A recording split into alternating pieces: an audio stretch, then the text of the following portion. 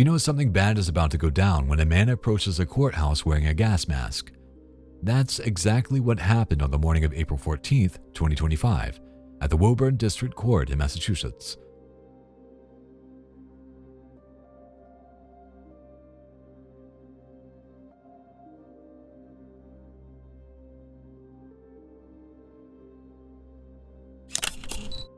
"28-year-old Nicholas Ackerberg of Yarmouth Port approached the courthouse wearing his gas mask, helmet, tactical boots, and sunglasses. As he neared the door, he deployed pepper spray at a court officer attempting to close it, forcing his way inside.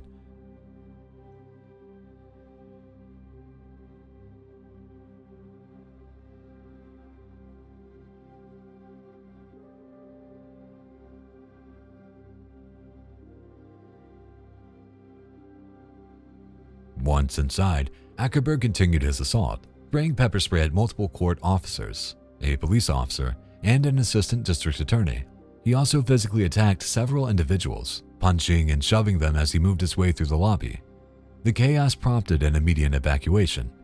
Responding officers had to use a taser to subdue Ackerberg, who was found carrying 8 canisters of pepper spray and 2 smoke canisters.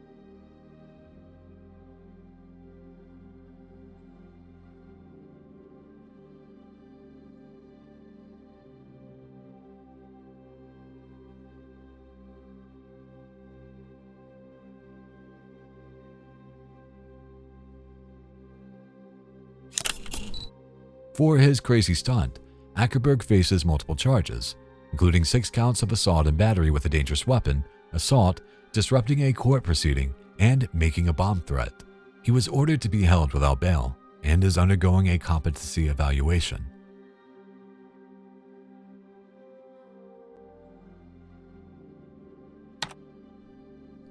The woman seen entering this hall is 40-year-old Russian chess player Amina Abakarova. Arriving early for the Dagestan Chess Championship in August 2024, you might think that she was feeling anxious or excited for her upcoming match. In actual fact, she was feeling evil. Amina decided that trying to win with pure chess strategy wasn't enough.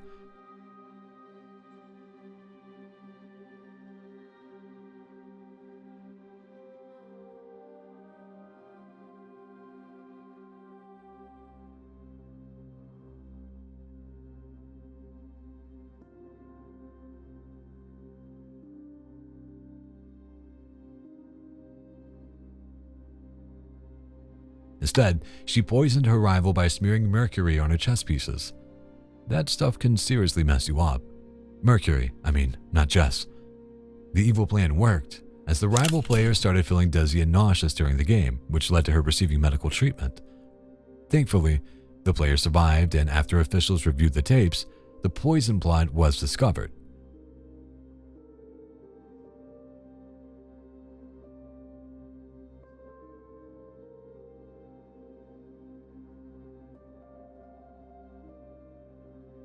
Amina was suspended from all competition and faces potential criminal charges, as well as a lawsuit from the victim, who was understandably upset.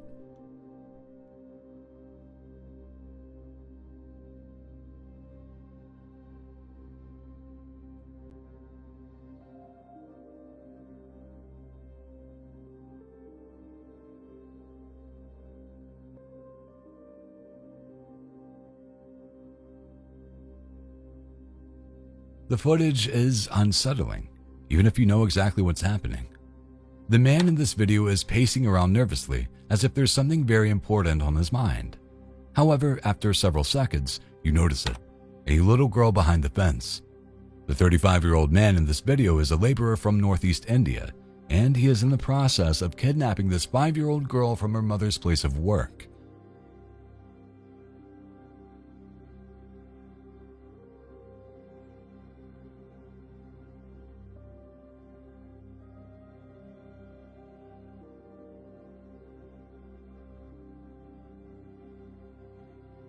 Her body was later found, prompting an immediate response. But when police confronted the suspect, he attacked him, which led to a shootout and his death.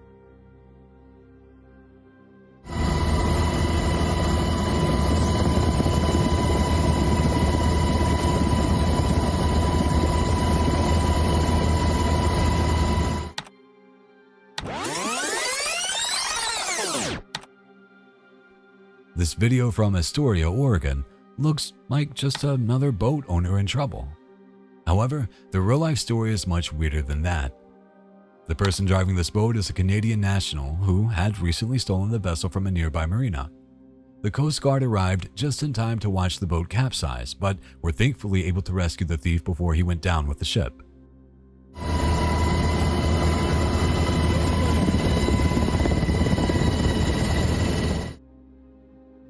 Apparently, the man's day had started with a visit to one of Astoria's greatest landmarks, the house from the Goonies, where he covered up surveillance cameras before leaving a dead fish on the porch.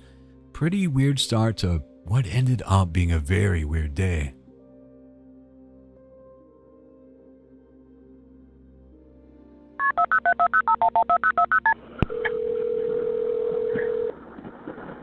Where's your emergency? 6993 Darby Road. 6993 Yes. Darby Road? What's going on? I got attacked by a zebra. You got attacked by a what? Send the squad quick. Okay, what attacked you? A zebra. A zebra? Yes, a horse. In the US, Ohio is pretty much synonymous with boring. However, this footage from Circlesville shows that you can't always trust a stereotype. Even the 911 operator can't believe what she's hearing. But when first responders arrived on the scene, they found that a man had indeed been attacked by a zebra. Apparently, the ferocious African native bit the man so hard that it nearly tore his arm off. When police got there, they immediately retrieved the man and gave him medical attention. However, they still had to deal with the zebra. Is there a way for you to keep him back? We're trying not to shoot him, but... Yeah! Come on! Come on!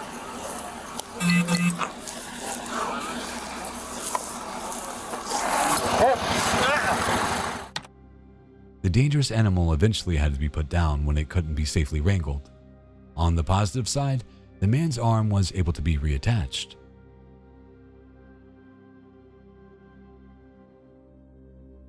CCTV can capture a lot of things we don't expect, but this has to be one of the strangest. If the behavior of this young man seems odd, you're 100% right to think so.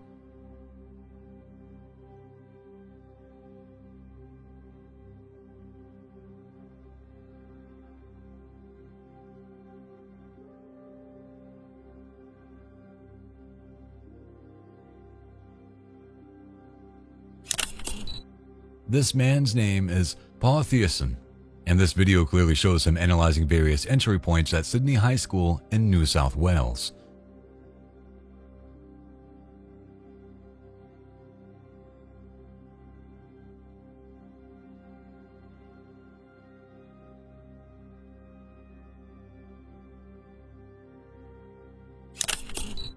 Why is he doing this? Because not long after, he's going to kill a 21-year-old woman named Lily James, someone with whom he briefly had a relationship.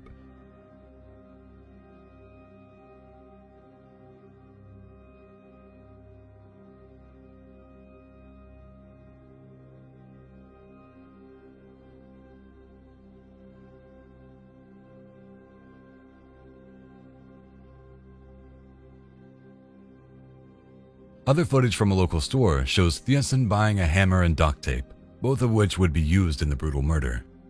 After bludgeoning her with the hammer in the bathroom, The assistant called the police and told them where to find James's body.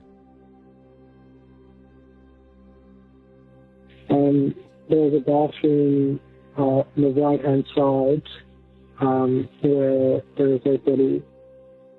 A body? Yep. Okay. There is a body in a bathroom on the right-hand side of what?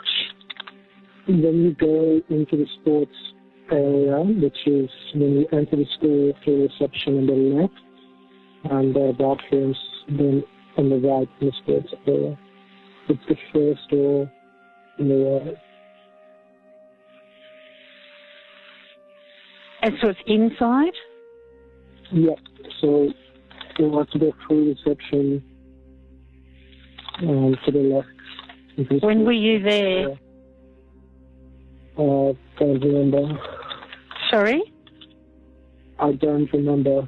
What do you mean you don't remember when you were there? I don't remember what time it was. So how long ago were you there? Couple of hours.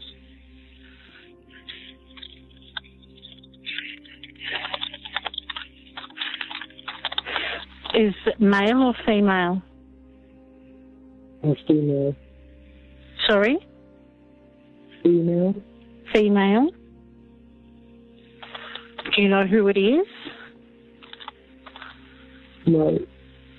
What's your name? I'd rather not disclose. Okay, so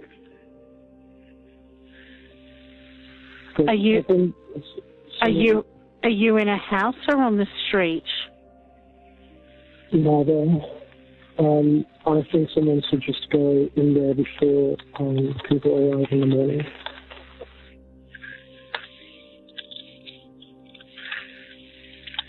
Thank you.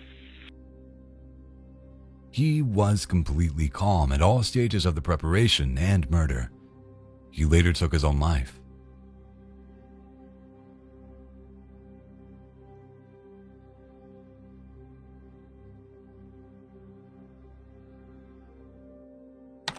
Here's a wild one for you.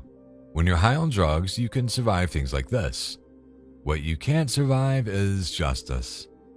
That balcony diver is Michael Marler, a Manchester, UK resident who was in the middle of a drug spree when he stabbed his girlfriend 15 times, killing her. That's what ultimately prompted him to jump out of the building from 25 feet up.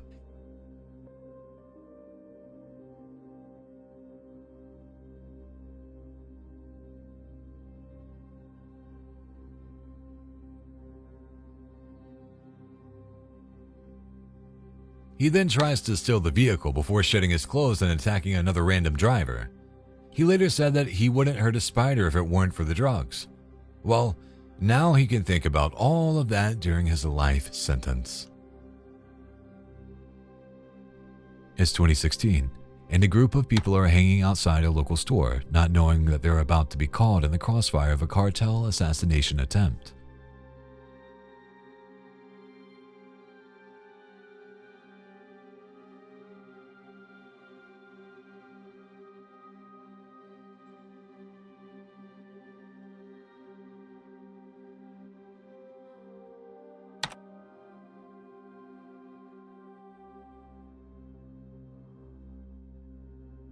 A hitman on a motorbike rolls up behind them, and bullets start to spray. People flee in different directions, but it seems like one man has been hit. He lies motionless on the ground for a few seconds. Then, as the hitman speeds off, the victim springs to his feet. Somehow, he hasn't been hit.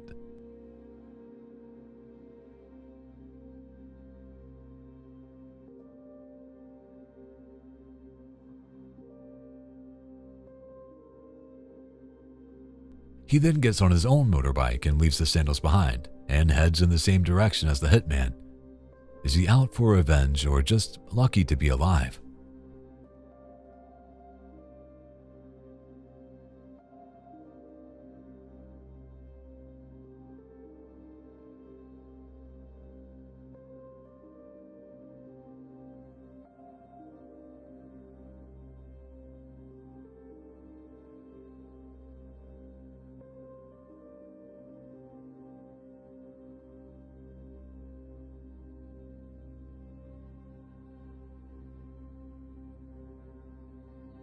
In January of 2016, a Calgary financier was found dead in his office, having been shot 6 times. But as chilling as that is, sometimes it's important to remember that the people who do these terrible deeds spend days, sometimes months, going about their business while knowing full well they plan to commit murder. This footage from the day of the killing shows one of the suspects walking around Calgary and entering the office building where the victim worked. After spotting his victim, he follows him into an elevator.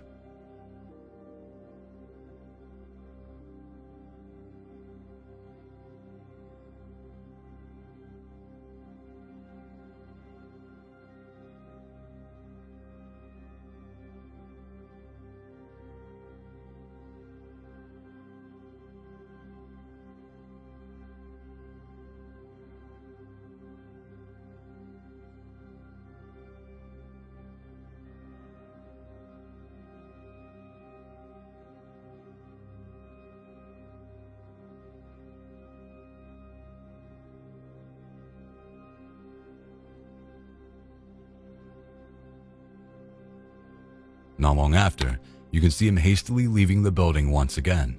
The killing apparently stemmed from a soured real estate deal worth over $1 million, and both the man here and the accomplice were later convicted.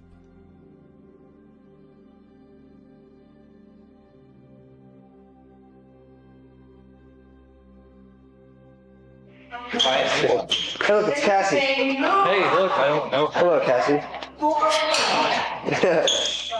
I'm getting you on tape, okay? Say hi, please. Hi. Okay, see ya. In 2006, a high school student from Pocatello, Idaho, was murdered by 2 of her classmates. The perpetrators claimed to have been inspired by the hit 90s slasher movie Scream and repeatedly filmed themselves talking to the camera about their lust for killing. This resulting footage is some of the most disturbing things you can find on the internet. We're going to make history. We're going to make history. For all you FBI agents watching this, We're gonna knock on the door. We'll see who's there. We'll see if their parents are home or not. If they're home alone, we will leave our way, and then we will come back in about 10 minutes. We'll sneak in through the door because chances are they're probably in Cassie's room. So we'll sneak in the front door. We'll make a noise outside. but We checked out the whole house. We know there's lots of doors. There's lots of places to hide. I unlocked the back doors, so it's all unlocked. Now we just gotta wait. And yeah. The video starts out on the night of the murder, where they talk about the act they're about to commit, including admitting that they have already unlocked the doors to let them into the house. Just Cassie, we just left her house. This is not a joke. I'm shaking. I stabbed her in the throat and I saw her lifeless body just disappear. Dude, Cassie. Oh, that felt like it wasn't real. I mean, it went by so fast. Quick up, we gotta get our act straight.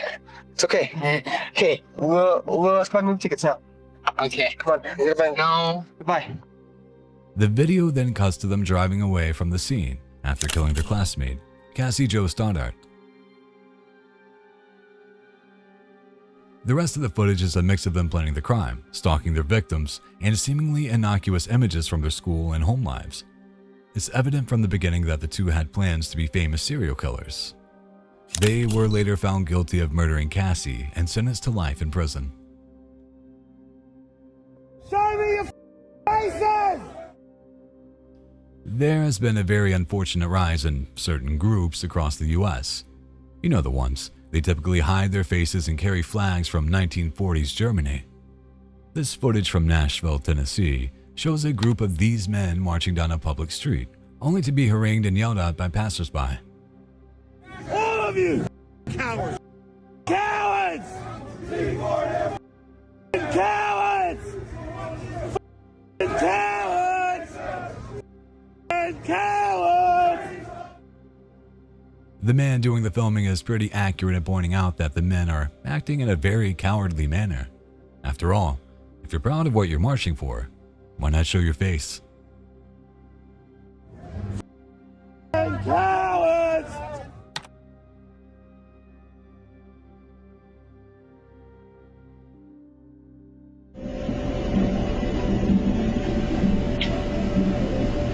Let me get a packet of hemp blunt.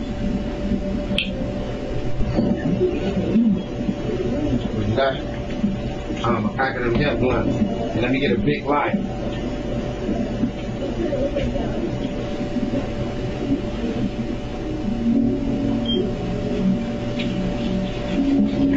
Don't matter.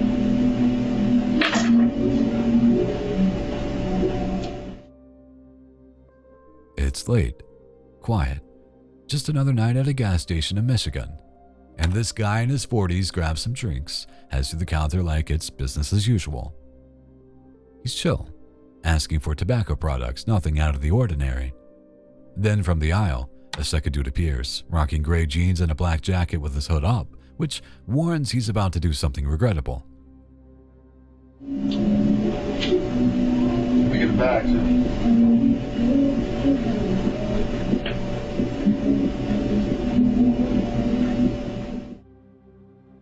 At first, he hangs back a few feet behind the first guy. He's just waiting in line like a regular customer, but things are about to get spicy.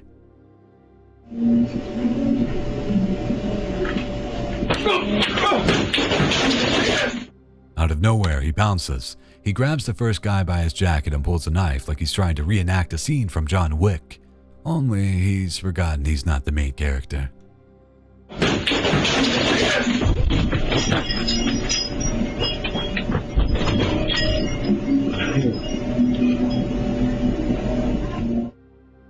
Fortunately, the first guy's got reflexes like a cat. He blocks the knife attack and pushes back against the would-be stabber, who nopes right out of the store, even grabbing a late-night snack and turn into a boss fight these days.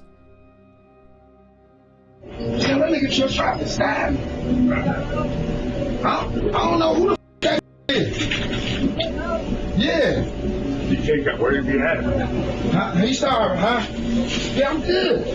Man, I want to go kill him. Yeah, he's not. Look at this poor woman, just walking across the street with her groceries, not a care in the world.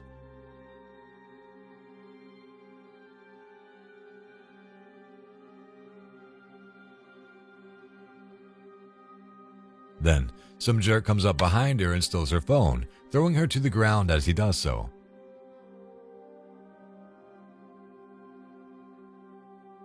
At least she's unharmed, as evidenced by the fact that she goes running after him. Luckily, they were able to get the guy, thanks to the person filming. When one homeowner noticed his fence had taken a hit, he reviewed his security footage and found that the culprit was his uncoordinated next-door neighbor.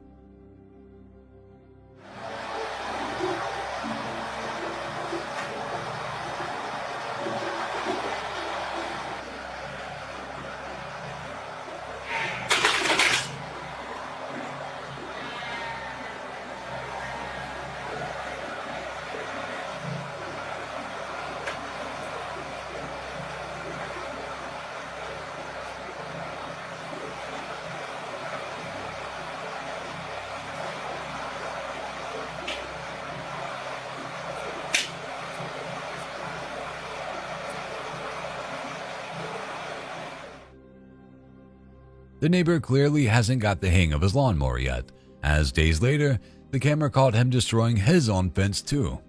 If licenses were needed for these things, then this guy's would definitely be revoked. This looks like a perfectly innocent piece of footage, right? You could probably find millions of videos of dads walking with their daughters just like this. But here's the thing. As tender as this moment might seem, this is not a father and daughter at all.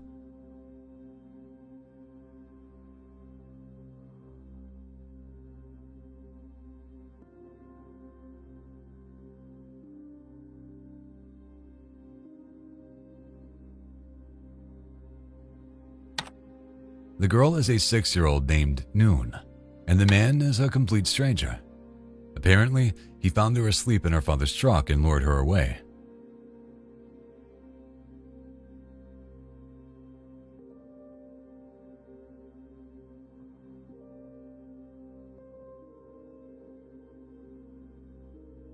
Her father, who was attending a concert, had no idea she had disappeared. Unfortunately, this man, who goes by the name Noy, had very terrible intentions. Fresh off a jail sentence for abducting another child, he took young Noon to a secluded spot where he assaulted and strangled her. When a customer going through the drive-thru noticed something was up with the car ahead, they whipped out their phone and started recording. Moments later, to their surprise, they captured the Taco Bell employee hurling an order at the customer. Maybe it was something they said. What happened? What the hell? Get it on video. It's on videoing it. What the is happening? Oh. The customer doesn't want to lose the food fight though, so they lean out of the window and throw the item straight back. It soon turns into a game of hot potato and the customer speeds off, which is cheating if you ask me.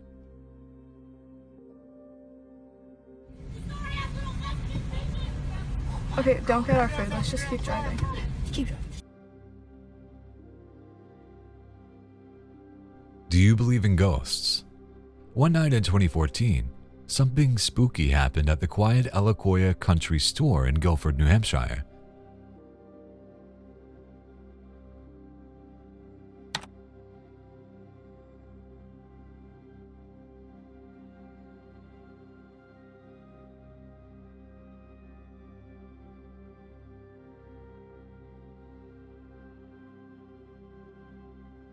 A glass jar just chilling on the countertop decided it had had enough and launched itself onto the floor. There were no customers around, no staff near it, and no visible reason why it had moved in such a strange way.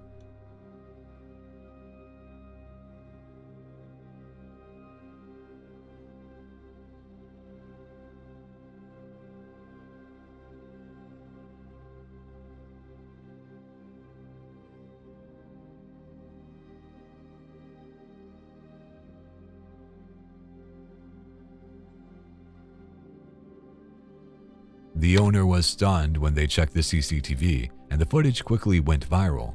Cue the local ghost hunters, who rolled in with all their specialist gear, trying to figure out what happened. They found no evidence of tampering, wires, or natural causes.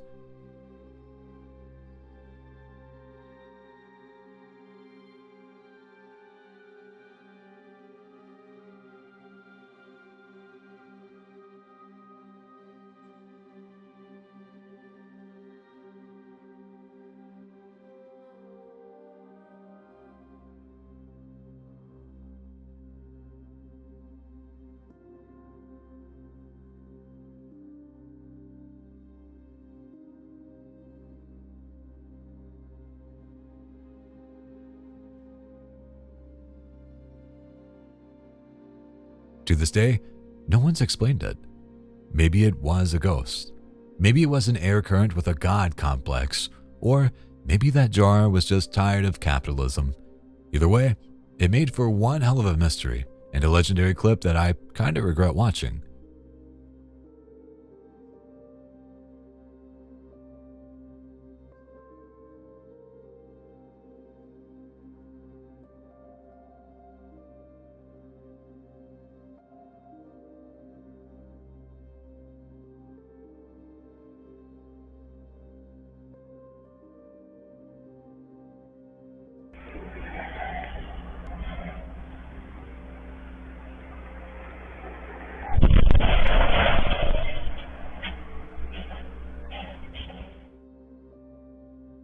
Let's start with the sleepy Midwestern town of Fargo, North Dakota. Aside from the hit movie and TV series based here, it's not exactly a major source of outrageous video clips, but in December of 2019, this quiet town went viral in a big way.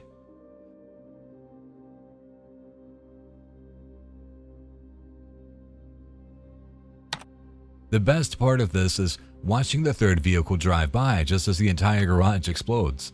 According to reports from firefighters, a propane tank in the garage had begun to leak and was ignited by some sort of flame source, likely a spark from an electrical outlet. One person was injured, but it was the garage itself that bore the brunt of the blast.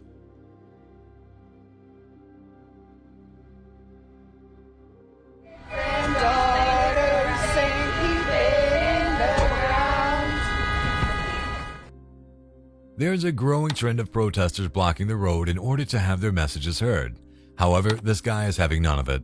He rips their banner down and throws it over a bridge, screaming at how he needs to get to work. Hey, get out! You gotta go to work! Get the f*** away! Get the f*** out the way! Go! A few people have pointed out that the man is wearing scrubs, which means he might be a nurse or some other type of medical professional. Whatever the case, there has to be a better way to protest, right?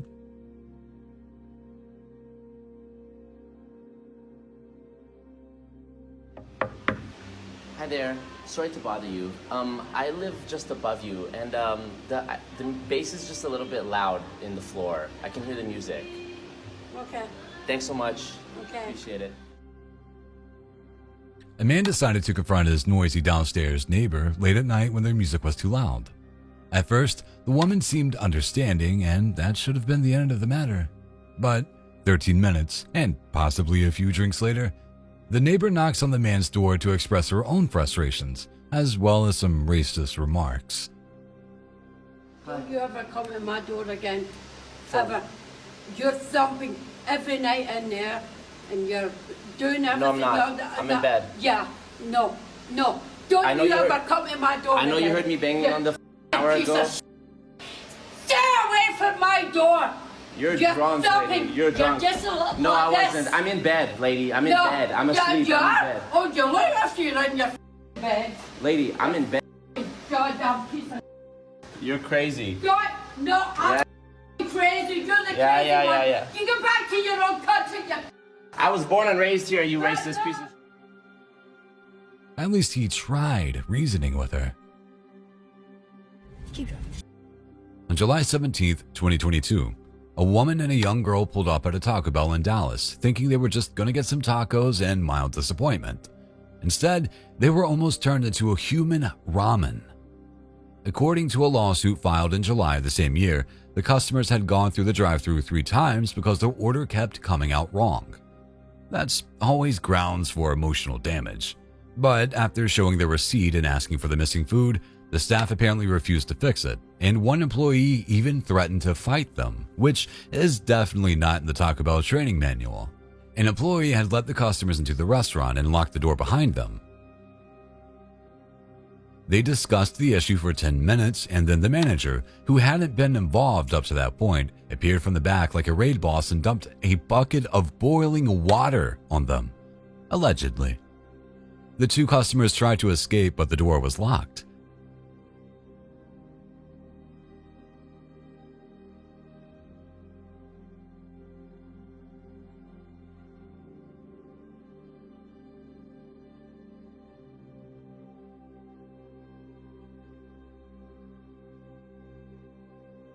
Thankfully, they managed to make it out eventually, but before they could drive off, the manager showed up again with a second bucket of hot water, allegedly, like some kind of Taco Bell boss fight DLC.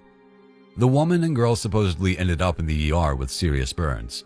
No criminal arrests were made, but the case was referred to a grand jury by the Dallas Police Department, and the victims are seeking $1 million in compensation for permanent skin damage and lifelong changes to their appearance.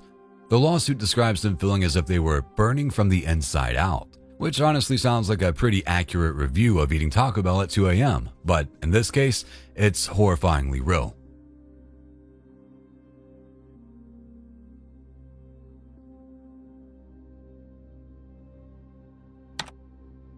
Lisa Davis was returning home from an Easter egg hunt on the quiet afternoon of April 19th, 2025. A camera spots her walking down Academy Street in Poughkeepsie, New York, with her 2 grandkids, one walking beside her, the other in a stroller.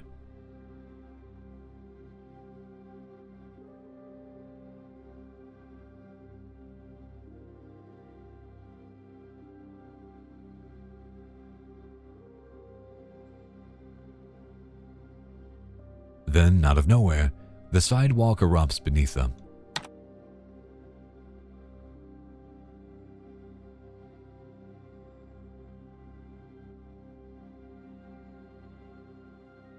Surveillance footage captures the terrifying moment a manhole cover explodes just seconds after they pass over it, sending chunks of concrete flying like shrapnel. Davis, in a split-second decision, grabs her grandson and bolts, narrowly escaping the blast. But the nightmare didn't end there. 2 more manholes detonated nearby, turning the street into a minefield. What was the cause? An electrical fault in an underground cable. Davis later reflected on the harrowing experience, saying, "I didn't know what to do except grab my grandson and run." She realized how close they had come to disaster when she saw the footage and exclaimed, "A foot. 1 foot from losing my family." Black lives don't matter at all to me. White lives matter. You've had everything. Free everything. Blacks have been coddled for years. Free college. Free everything. Your test scores are higher. Everything. Vermont is typically considered a pretty progressive place, but this woman decided to really lay into some BLM protesters in a way that's pretty hard to argue isn't racist.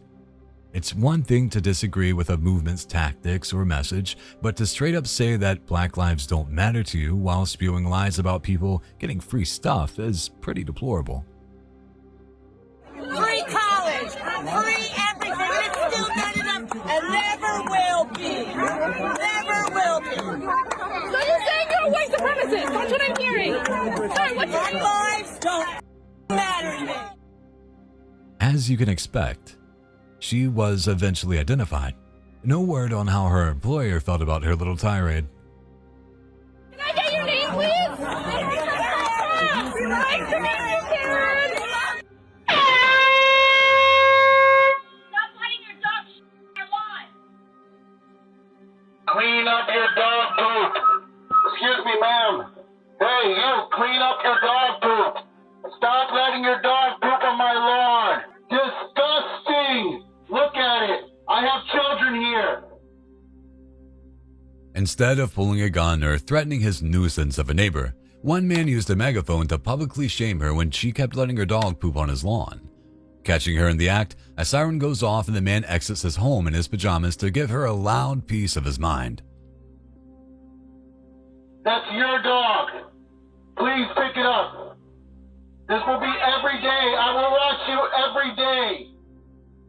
It's an effective tactic, as the woman soon comes back, tail between her legs, and picks up her dog's mess. Unless she has a humiliation kink, I'm sure she won't be doing that again in a hurry. I have you on video. Pick up after your dog.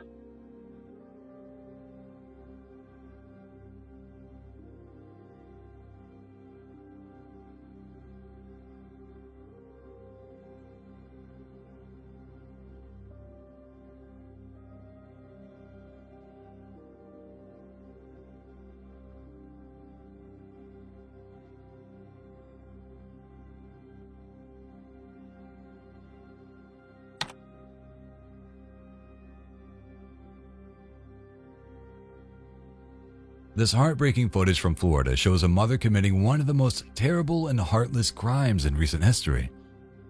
The footage starts innocently enough, with a young woman walking by a small canal with a young boy. That kid is actually her autistic son, Alejandro. After finding a suitable spot near the water, the 48-year-old speaks to her son for a few moments before pushing him into the water.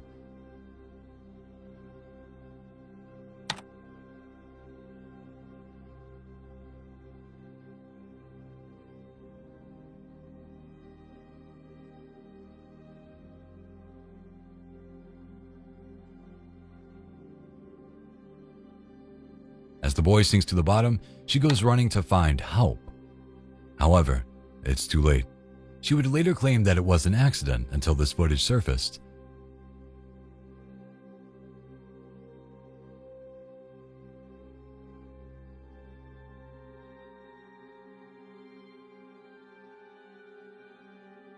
To make matters worse, she had actually tried to do the same thing earlier in the morning, but failed when her son did not drown.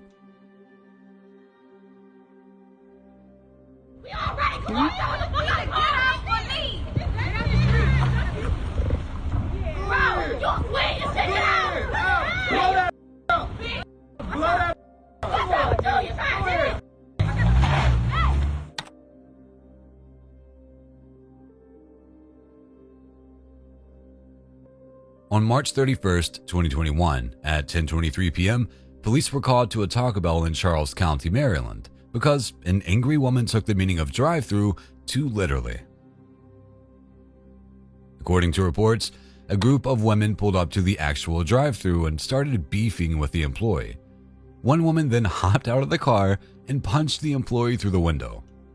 After getting back into the car, the driver pulled around to the front of the building and drove straight through a crowd of employees before smashing through the restaurant's entrance.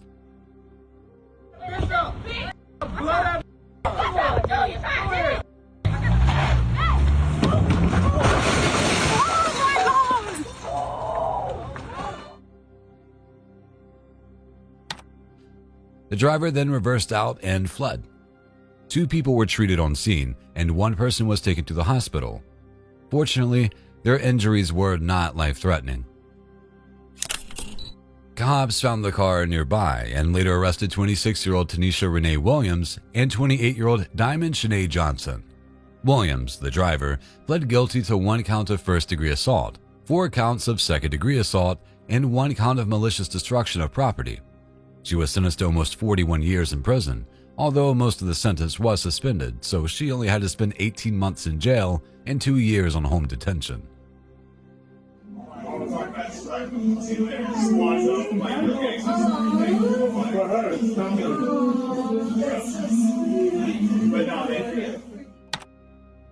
Breakups are apparently very difficult in Texas. Combine that with the fact that you can pretty much get a gun from a convenience store, and you get scenes like this. It shows a Texas attorney walking into a bar to confront his ex-girlfriend before pulling a handgun from a bag and attempting to shoot her. Fortunately, the 2 patrons next to him sprang into action and tackled him to the ground before anything could happen. The only casualties from the encounter were the mirror just behind the woman and the man's legal career.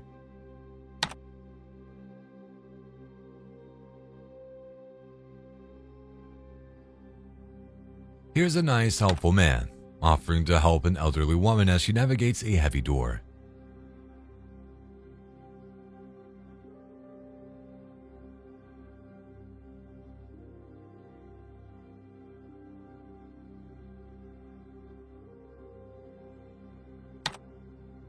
At least, that's what it looks like.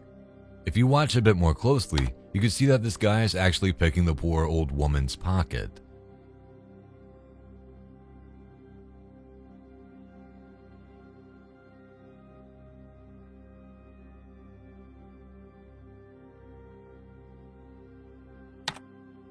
You can see him carefully look around to make sure nobody saw. However, the eye in the sky did. Who knows how many times this guy has pulled this move, but this will likely be his last.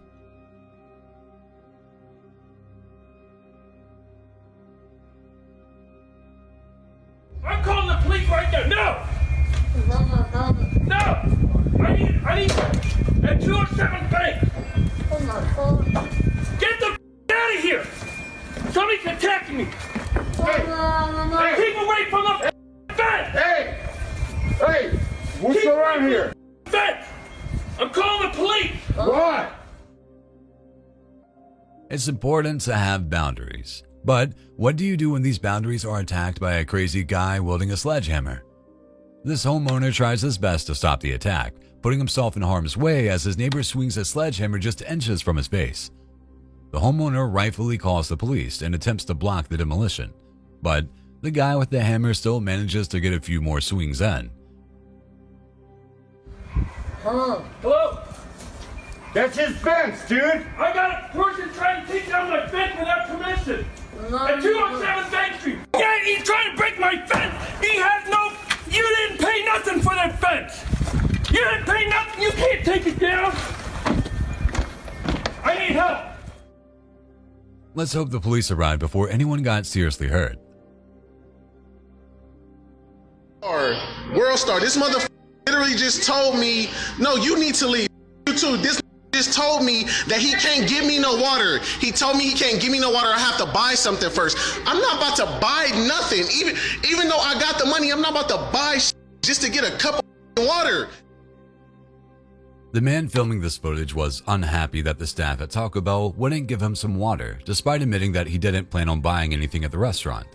The fact that he shouts, "World Star," is probably a sign that he's there to cause trouble. He seems to think that it's the law for the staff to give him free water, but based on my research, no law in the United States requires them to do so. Let me know if I'm wrong, though. These motherfuckers are racist as racist, my racist as my nigga. I'm not about to buy shit to get some water, my got the money. Ain't broke. I know. You have a good day. Hi, racist, racist, racist, racist, racist.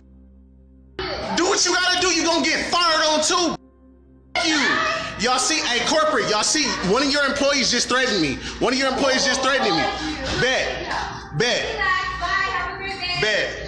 Bet, racist. You in this place? Oh, y'all. I don't care. Y'all racist. This nigga racist too. Why you think he hiding from the camera?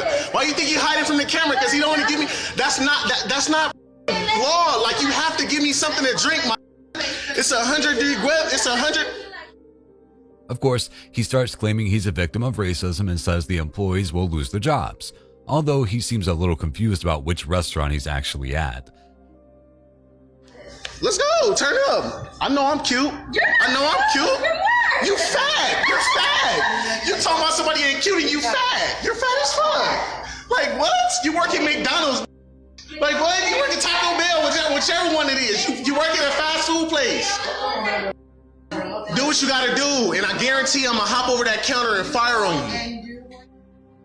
He also shows his true colors when he insults an employee because of their weight. The end of a workout always feels great, doesn't it? Well, for this 22-year-old woman from Indonesia, it was fatal. The woman, identified only by her initials, FN, was wrapping up a 30-minute treadmill session. As she slowed down to wipe her face with a towel, she lost her balance, stumbled backwards, and fell through an open window. Despite her desperate attempt to grab the window frame, she plummeted 3 stories to the ground below. She was rushed to hospital, but doctors were unable to save her.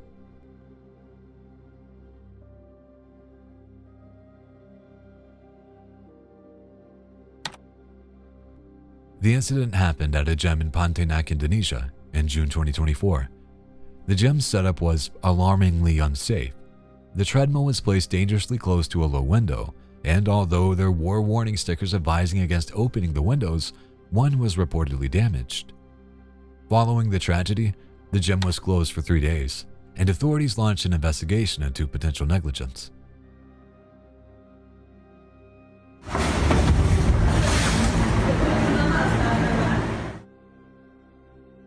Video clips like this raise a lot more questions than answers. However, we can say for sure that this person has come across a massive monster truck tire and has decided to shoot a little TikTok content with it. He decided it would be fun to roll the huge wheel down the subway stairs.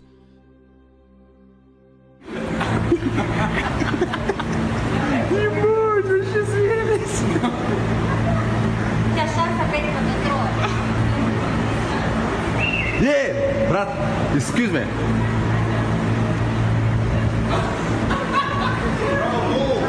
Let's go.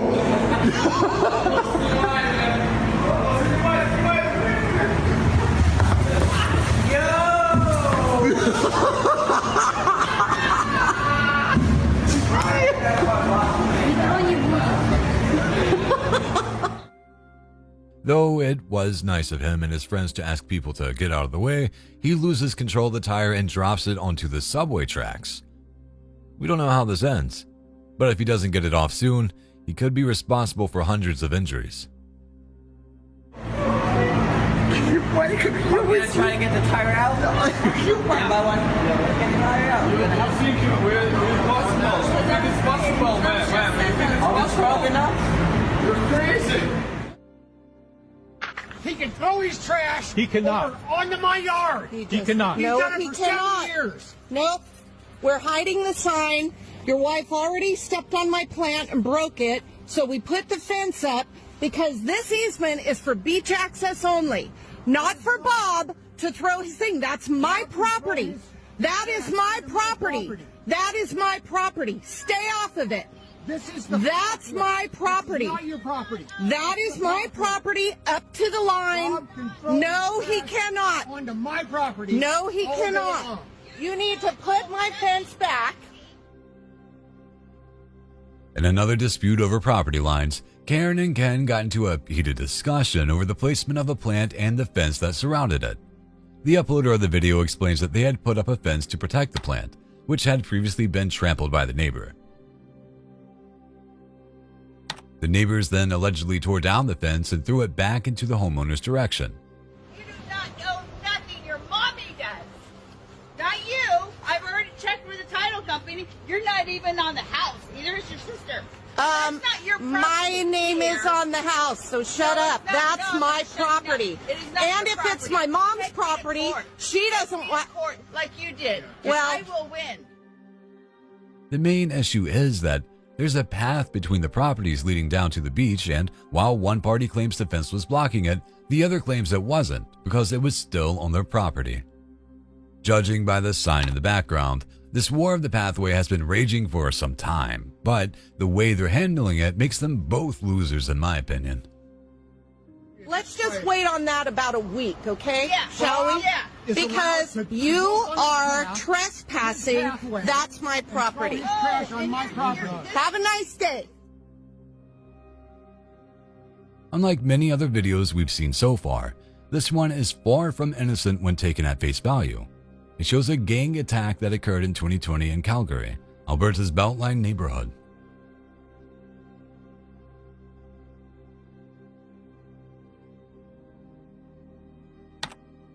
You can see a group of people attacking a man who seems to be running for his life. That man is Carson Goodeagle, who was swarmed outside of a Circle K gas station at around 5 a.m.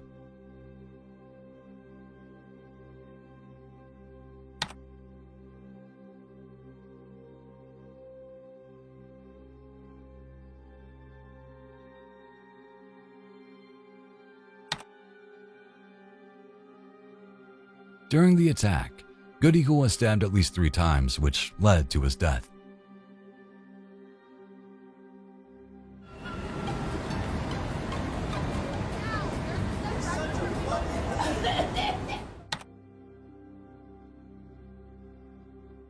It's pretty frustrating when someone cuts in line at the drive-thru. This woman's response was a little extra though.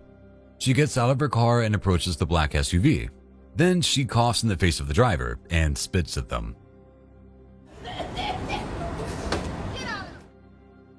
The passenger in the SUV retaliates by throwing a drink at the woman, and the driver rolls up her window.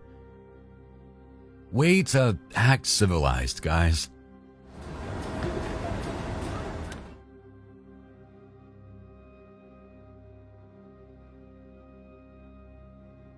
"40-year-old Christina Matasio was driving her Ford Escape along Pennsylvania Route 52. She had just come to a stop behind another vehicle near the gas station in Kennett Square. Think you can guess what happened next? She certainly didn't see it coming. Out of nowhere, a thunderous crack, a massive tree toppled over, smashing down onto the rear of her car, crumpling it like a tin can. She almost died. It was inches away from her death. She could have died easily. 2 or 3 inches. Miraculously, Christina emerged moments later, shaken but alive. She was taken to a nearby hospital with injuries but is expected to make a full recovery. I heard cracking, and then I looked over and I saw it starting to fall, and I'm like, oh my God. John DeBow, who was working on the gas station's roof at the time, witnessed the event, which happened in April 2025, and expressed concerns about other trees in the area. I mean, if you look at these other trees up here, they're all dead, ready to fall down. So, if you happen to be driving nearby, you have been warned.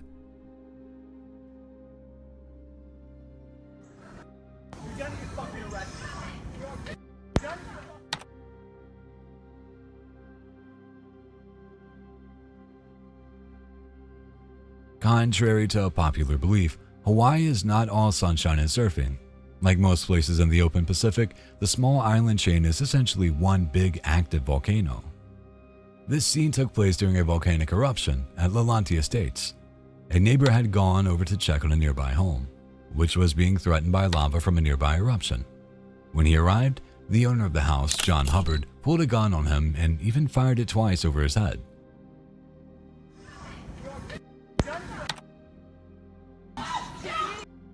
Are you kidding? Oh my God, stop, stop. Are you kidding me? No. I live here. I live here. I live here. You get out of here. We live here on Hokupu.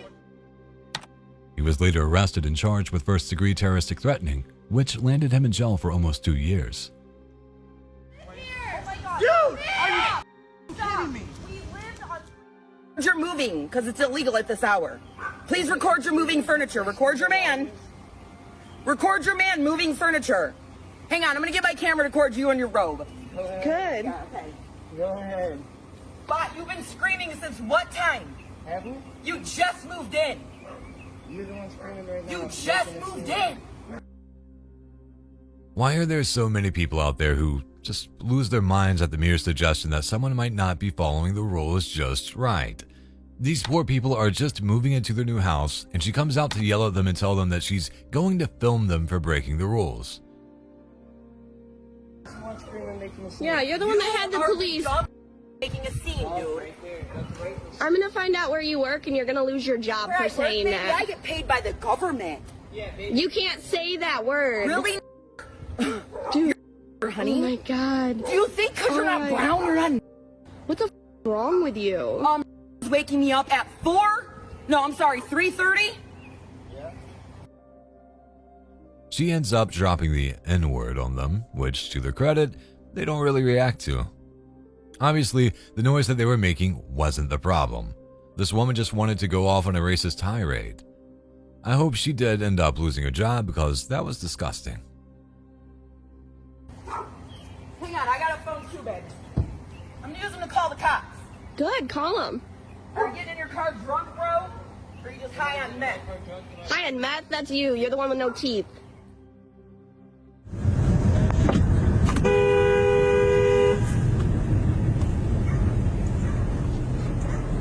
Gallows Road. Go back to Africa to go.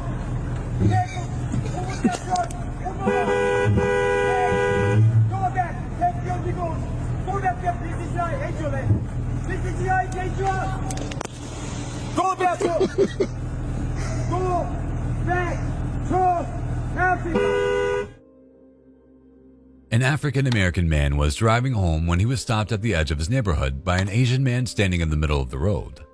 The Asian man tells the driver to go back to Africa and refuses to let him pass, as if he's working for Border Patrol and doing a very bad job. That's your homeland. That's your people where they live. This is not your land. This is your home.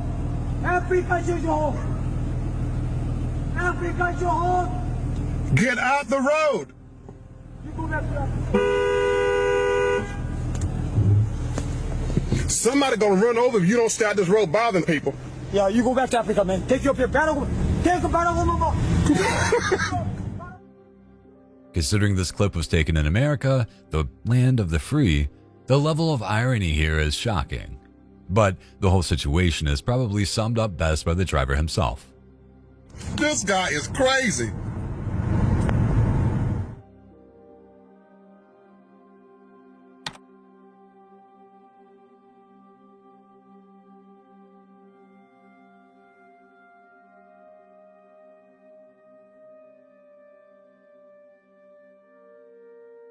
Like the UK, Canada has a well-developed network of CCTVs, both on the streets and in buildings.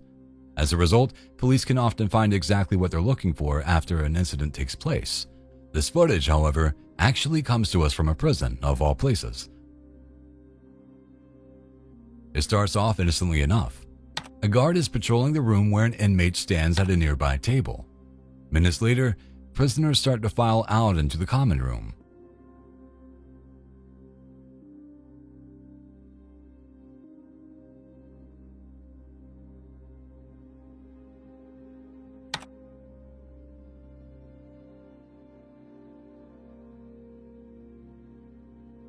But if you look at the top of the screen, you can see a man dragging a large bundle out of a cell. That's Anthony George, who had just beaten his cellmate to death and then wrapped him in a sheet in an attempt to get rid of the body. Of course, this footage allowed prison guards to quickly determine the truth.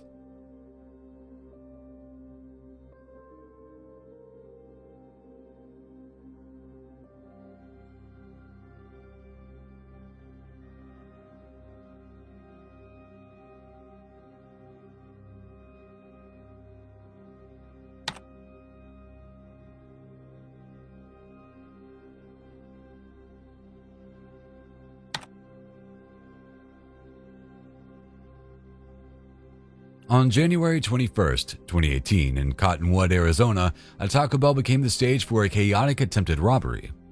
The scene unfolded when a woman blasted pepper spray into the face of a drive-thru employee.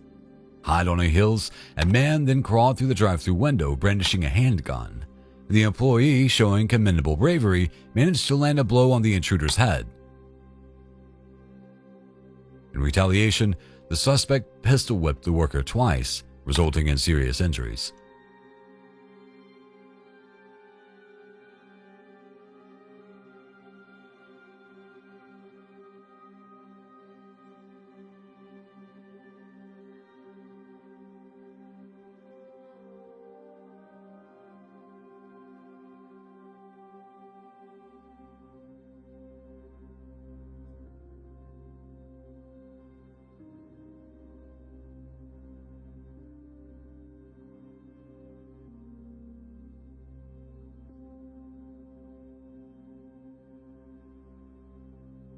Despite the violent encounter, the suspect left empty-handed, fleeing in a white Chevrolet pickup truck. Their escape led them into desert terrain, evading police pursuit.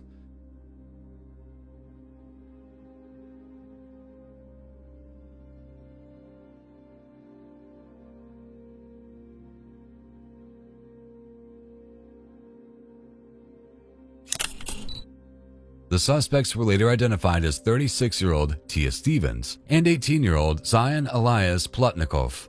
Stevens was arrested on suspicion of armed robbery, aggravated assault, and a felony probation violation. Plotnikov was also taken into custody in connection with the attempted robbery. On a quiet street in Italy, a homeless woman attempts to get some rest, but no thanks to a group of local teams, this night would be rougher for her than most.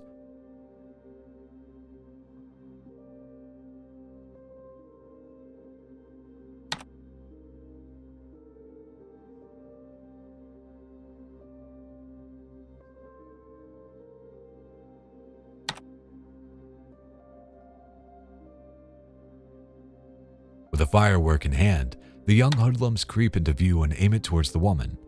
Then, they light the fuse before running away like cowards. The projectile hits its mark, burns for a few seconds, and then explodes.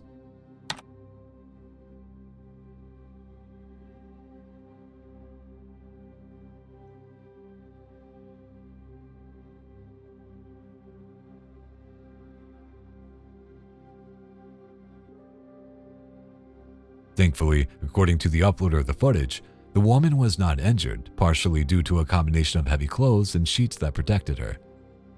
The last we know, Italian police were said to be investigating.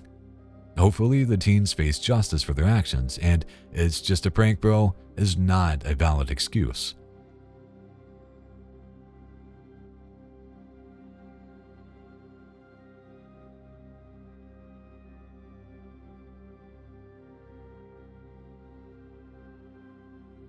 The kid's room right here. Handprints of shit all over the entire room. Your feet just stick to all the shit in there. That's the nastiest house I've ever been in. Speaking of some of the worst people in society, how about this family? These officers got a call about potential child abuse and arrived at a residence they called a house of horrors. Body cam footage shows a home, which is unfortunately home to 3 children, that has trash, animal feces, and bugs all over the walls, floor, and furniture.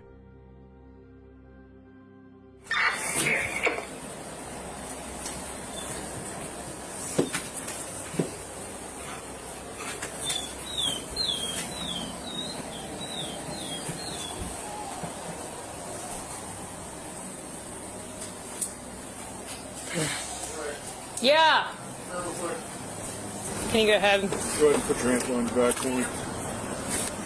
May I ask what's going on? All right, right now you are under arrest for child sexual assault.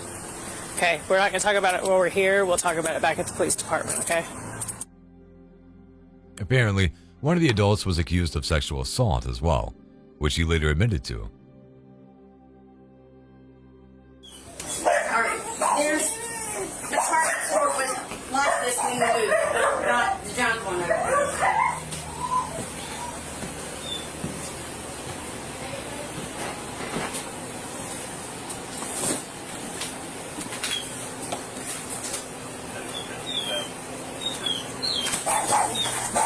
Trade you for a sec.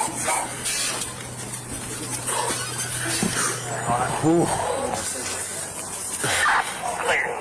She's like, we're trying to clean up. You go in this room, and it looks like you just put shit all over your hands and like all over the place. Truly a disgusting state of affairs. Thank goodness the kids are out.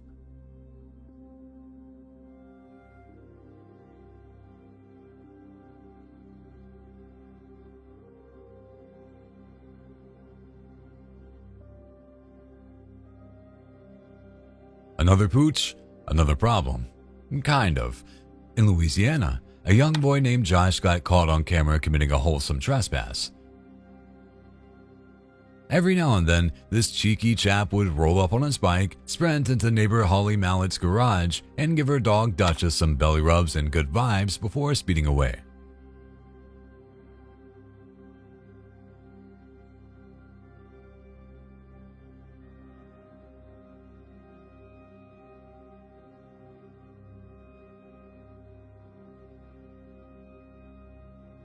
Holly saw the surveillance footage and, instead of freaking out, she posted it to Facebook asking who this dog-loving ninja was, not to punish him, but because she wanted to invite him over.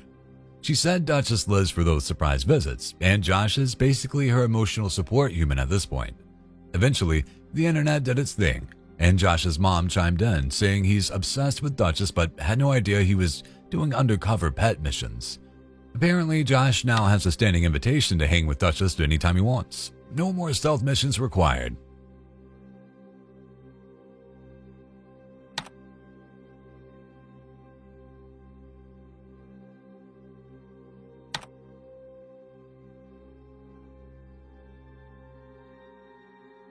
Being a fast food worker can also be dangerous.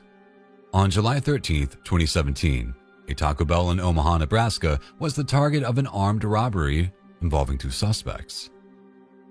The incident was captured on surveillance footage, which was later released by the Omaha Police Department in an effort to identify the perpetrators. The video shows two men, with their faces covered, entering the restaurant, brandishing firearms and demanding money from employees.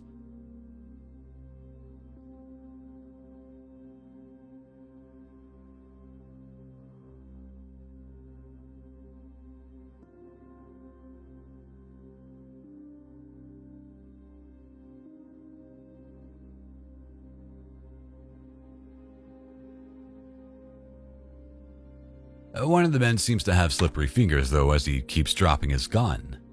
After obtaining an undisclosed amount of cash, the suspects fled the scene. Thankfully, nobody was physically harmed during the robbery.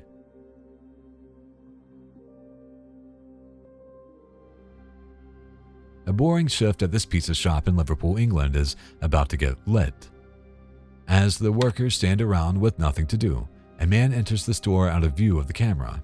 Seconds later, the workers run for cover as if a bomb's about to go off. What could cause this odd reaction? Well, a bomb isn't too far from the truth.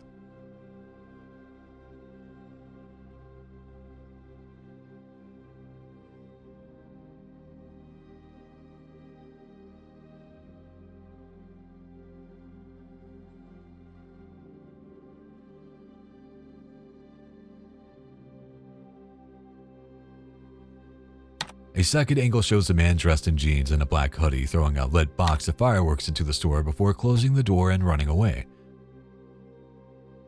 With their nearest exit blocked, the workers scramble to a kitchen to escape.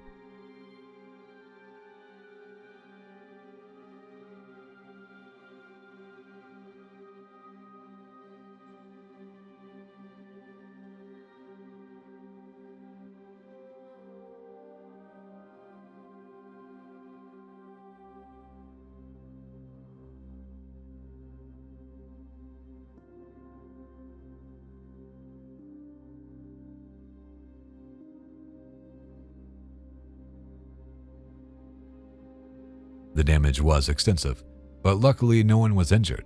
It's unknown if police ever caught up to the phantom firework attacker, so he could still be on the loose.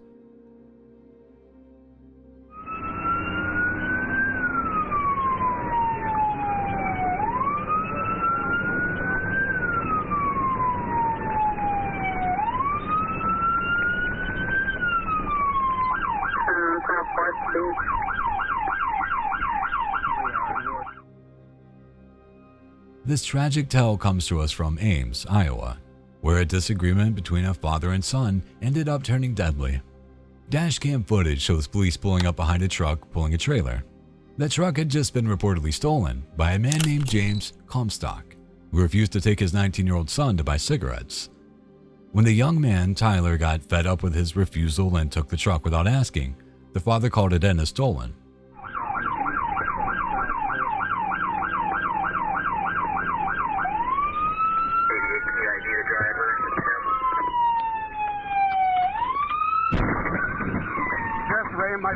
Ames just ran my vehicle.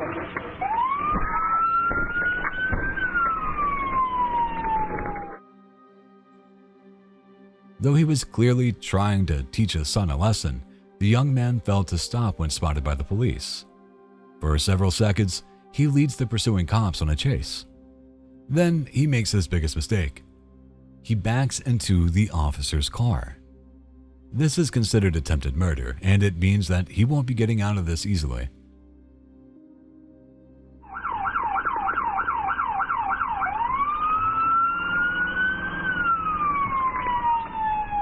I'm sure we know the suspect, so we can probably back it off.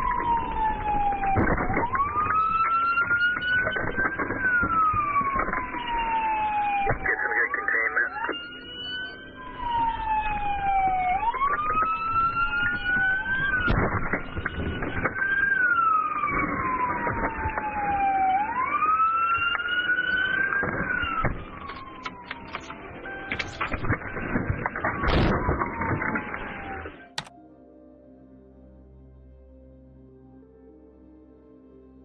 After several more minutes of chasing, the truck rams the police again.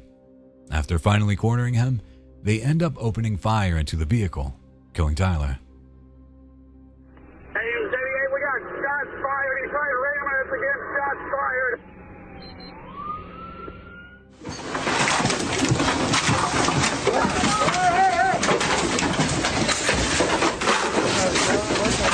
This is so funny. This is fucking funny. Now funny is it? Now funny is it? It ain't that funny now, is it? It ain't that funny now, is it? It's the funny. Yes, let us out. That's all right, puppy. I love you. Apparently, this is a pretty frequent occurrence for customers who don't get what they want. This woman has straight up destroyed this entire convenience store. Nobody can tell exactly what the original problem was, but it's safe to say that the new problem is going to be jail time.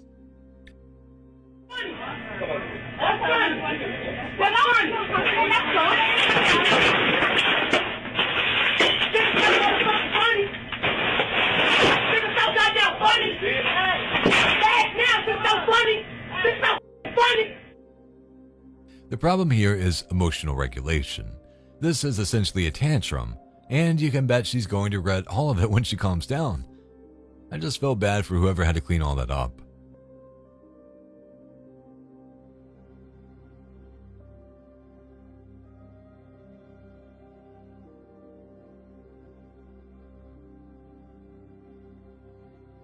This is Enver Marius, a 34-year-old trans male from California who orchestrated a chilling attack on an 89-year-old woman in March 2025. The attack happened in Somerville, North Carolina. Enver was an acquaintance of the victim and he allegedly snapped after she had stopped giving him money. Police say Enver broke into the elderly woman's home, tied her up, taped her to a chair, blasted her with bear repellent, and hit her in the face. Then he put a trash bag over her head, taped it shut, and threw her in the back seat of her own car. Thankfully, a neighbor realized something was up and called the cops, who swooped in and saved the woman before it was too late. Zarias was arrested and will hopefully be behind bars for a long time. At first glance, this might appear to be footage of a robbery or a street brawl. However, this isn't the case at all. What you're seeing is a brutal attack by a popular Louis Vuitton model named George Coe.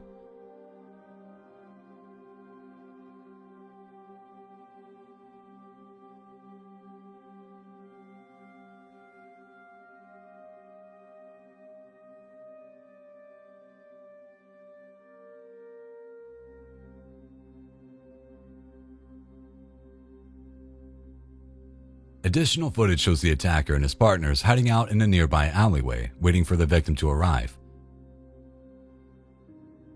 What you can't see is Coe stabbing Harry Uzoka, whom he considered a rival at least 3 times, leading to his death. Apparently, the 2 men were not only models but also former friends who had suffered a falling out over a woman.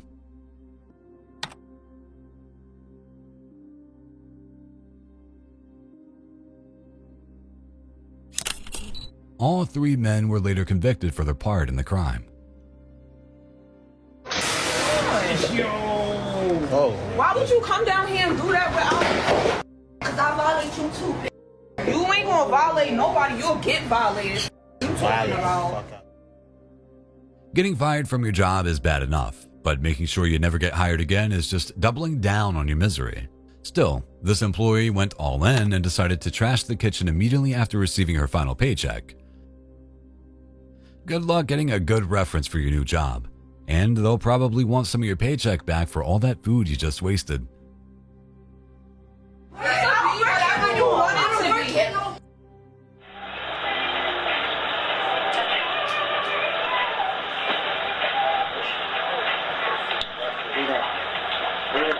Go out the door. Go out the door. Come on. Go out the door.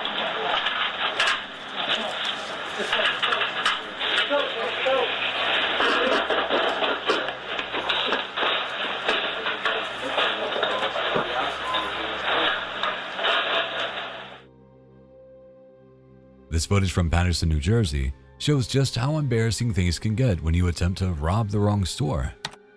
The surveillance video shows a pair of armed assailants walking into a cell phone store. Almost immediately, they demand that the clerk lock the door, which he does. The only problem is that he ends up locking the men inside. They have the cash, but they can't make their escape.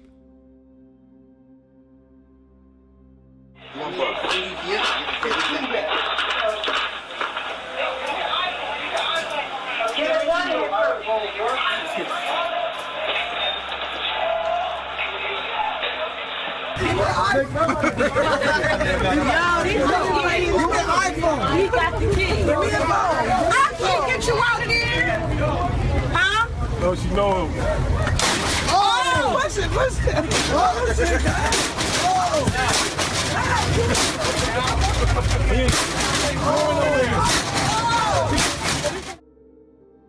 Both the clerk and the random passersby end up coming to the window to point and laugh at the trapped robbers as they wait for the police to show up.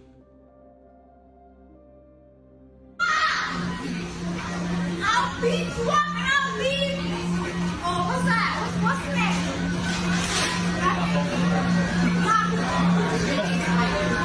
Well, wait, what I'll be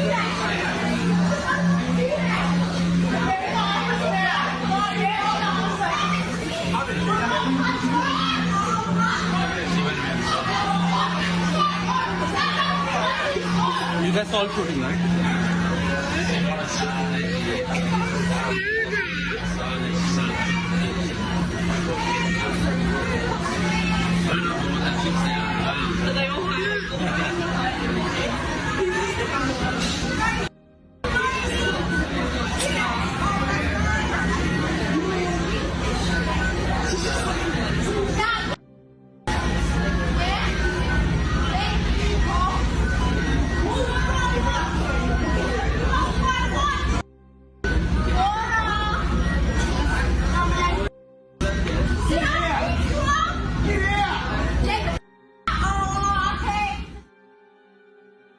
There are a lot of different ways to be a terrible person.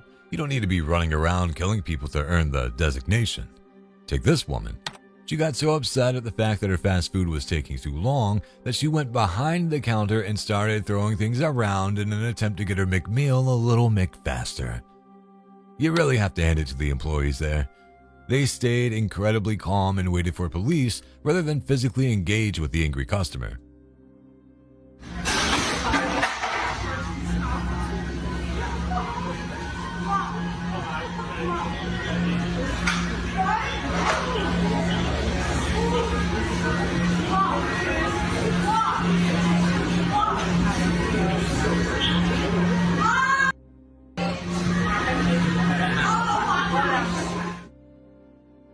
She was, as you might expect, promptly arrested. We have to question people's judgment when it comes to stuff like this. I mean, how could it be worth it?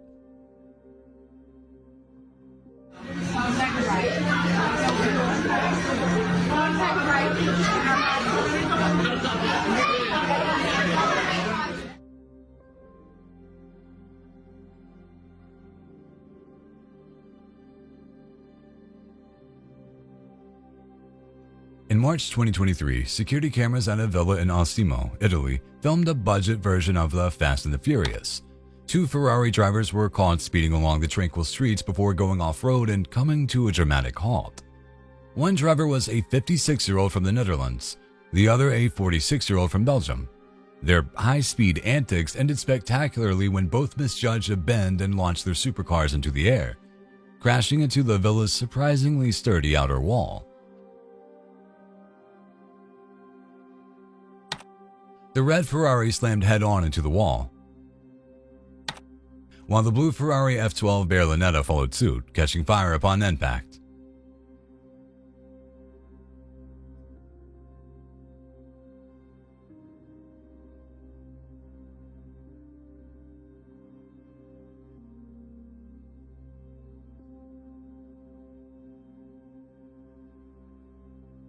The incident left debris scattered across the villa's garden and swimming pool.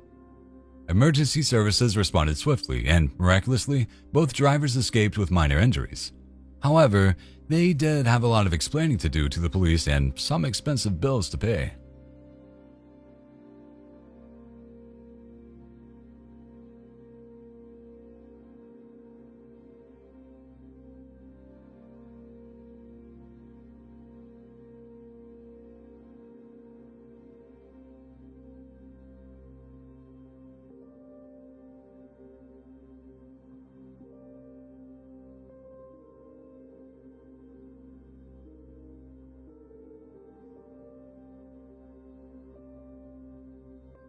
Of all the possible before-murder footage, some of the most chilling has to be from the perpetrators buying the murder weapon. This not only shows malice of forethought, which is essential for first-degree murder charges, but it also demonstrates just how much time and effort goes into planning a killing. This man looks remarkably happy as he greets the stranger who is about to sell him a shotgun.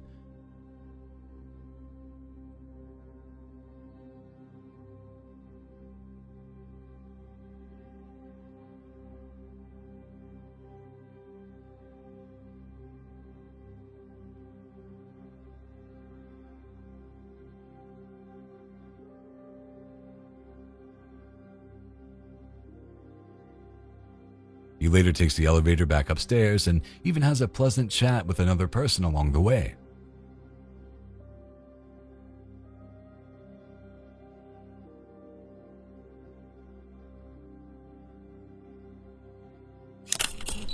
This man is 18-year-old Nicholas Prosper. Not long after this footage was filmed, he gunned down his mom, brother, and sister at their home.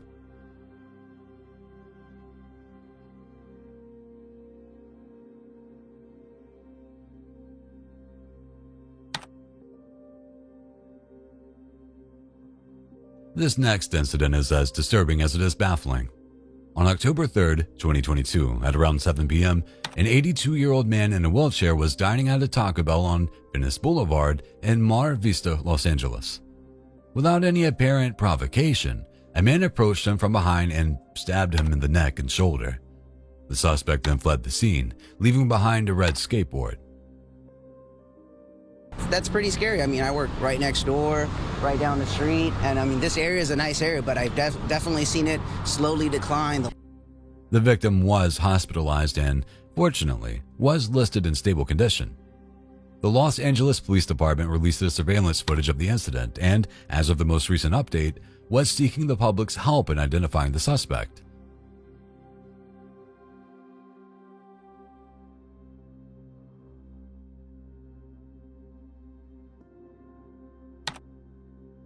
If you saw someone's hand coming through the mouseslide and trying to open your front door, would you A. let them in, B. call the police, or C. grab a baseball bat and make sure that hand isn't capable of opening doors anytime soon?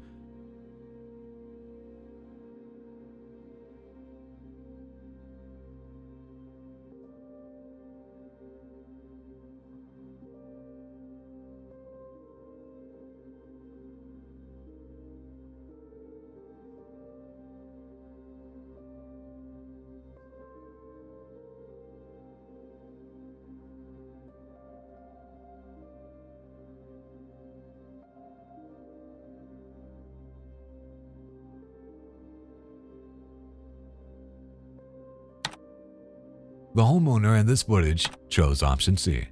Now, that's how you teach a thief a lesson they'll never forget. I like how we get to see both sides of the story, thanks to the cameras inside and outside the house. Clearly, this wasn't the first time someone had tried to break into this home, but it might be the last.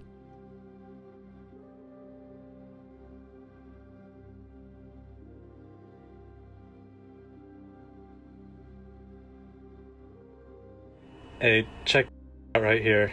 Caught some dude stealing in our store. Watch this right here.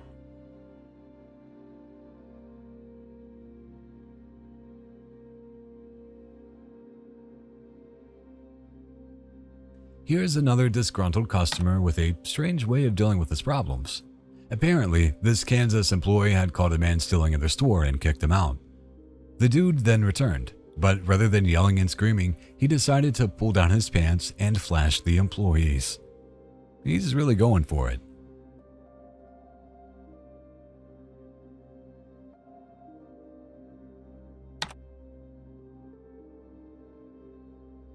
However, another customer sees what he's up to, walks up behind him, and decks the flasher right in the face.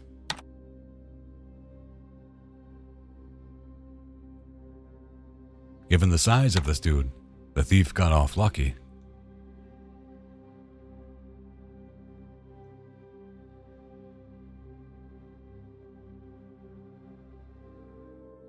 Show me your hands. That's fine. Just hold your chicken. I'm not going to hurt your chicken. This one will provide us all with a nice break from the heavy stuff.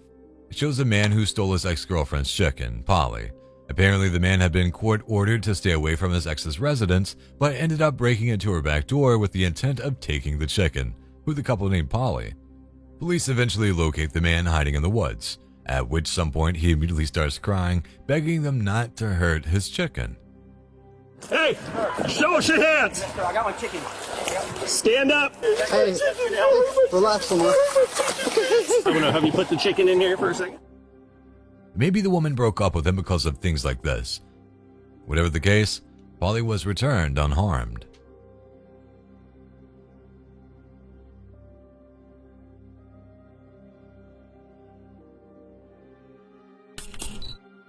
Get ready to meet Graham Wilden, a 62-year-old millionaire from the UK who decided rules were just suggestions and built a massive, fully loaded man cave in his backyard, complete with a cinema, bowling alley, and gym, all without planning permission.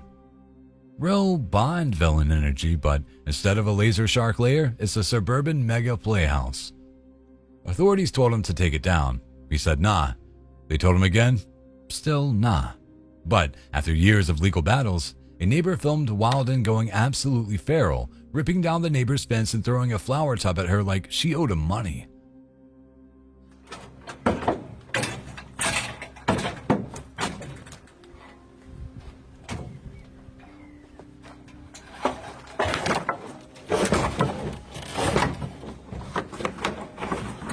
It's a criminal offence to damage other people's property. Shouldn't be on our land. Must be shown to the police when they turn up. Yeah, nearly thrown that in my face as well.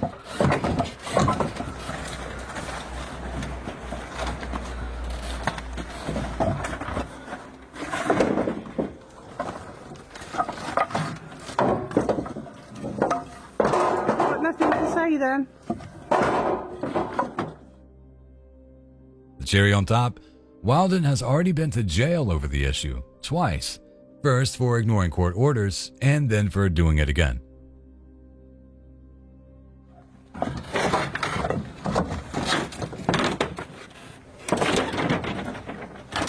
So now when my daughter falls down there, what are you going to do about that then? Bloody fault. What do you mean it's my fault? That's our land. We're just taking back what's rightfully ours.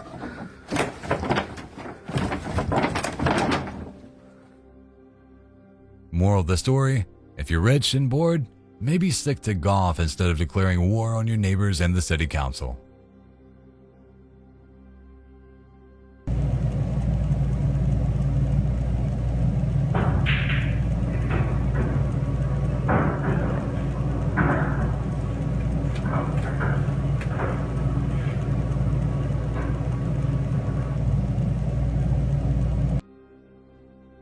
It's not hard to view this footage as anything but a young college student out having some fun. Unfortunately, the man she is flirting with, Charles Dean Bryant, would later become the primary suspect in her murder. This girl is Jacqueline Vandergriff, a 24-year-old student from Texas Women's University. After meeting Bryant at a bar, Vandergriff went home with him.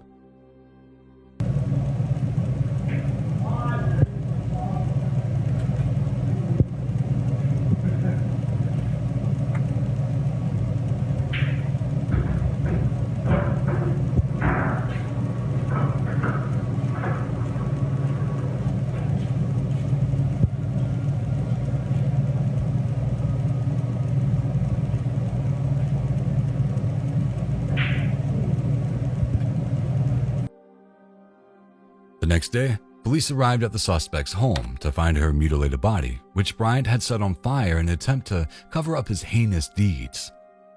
Luckily, he was caught and found guilty of her murder.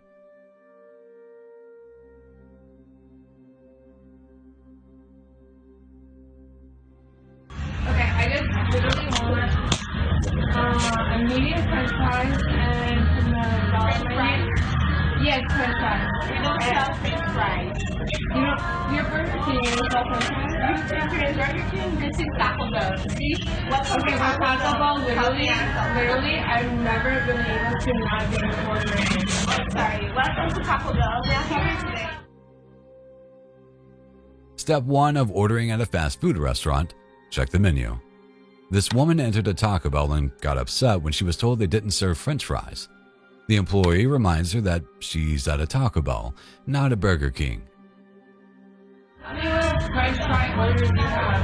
We don't have french fries. No, not french fries, sweetheart. Anything along the side of anything that's helpful, just tell me.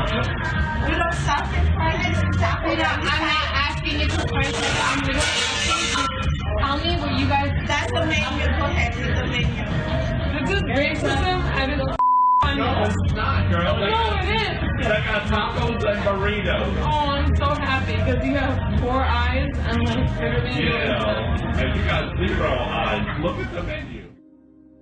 Overcome by confusion, the wannabe customer then plays the race card and gets into a heated debate with another customer. Ignorant and yeah, no, I'm not. Like literally, I work for people for times every day, and I never Would you go to Burger King and order tilapia or a taco? No, you wouldn't. I didn't. I just ordered French fries. Literally. They don't have French fries. They don't have French fries. I know, but it's fucking Burger King. I never come here. This is Burger King. That's not the point. But what I'm asking for, I asked her at the window. I asked her at the window. Do you sell French fries? She did nothing to me. Nothing. Just looking like I was a piece of shit. Sadly, she never did get her French fries, unless she went to another restaurant that actually sells them. What would you like? What would you like? We have burritos, we have tacos. I would like literally someone to $1.49. That's what I'm doing right now. Have it here? Okay, have a good night. Have a good night.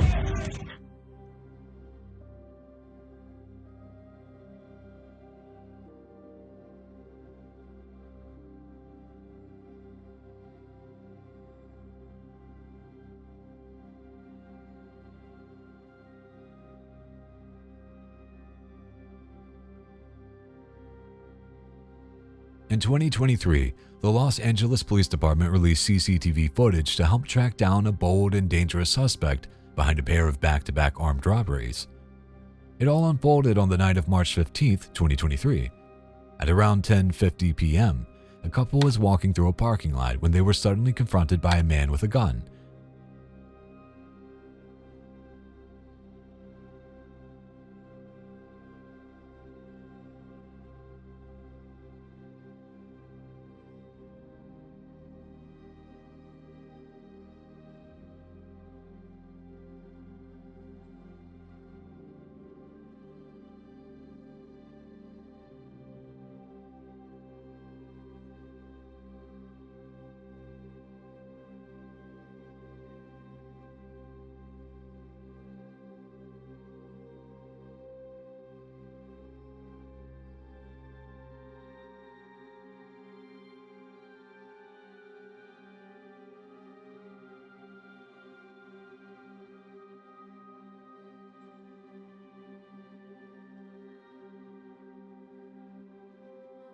With chilling calm, the suspect forced them onto the ground, took their belongings, and vanished into the night. Less than an hour earlier, another robbery had taken place with almost the exact same MO. Gun drawn, demands made, valuables stolen, and the suspect fleeing the scene on foot before anyone could react. Hopefully he's been caught by now, but it's clips like these that make you think twice about walking around at night.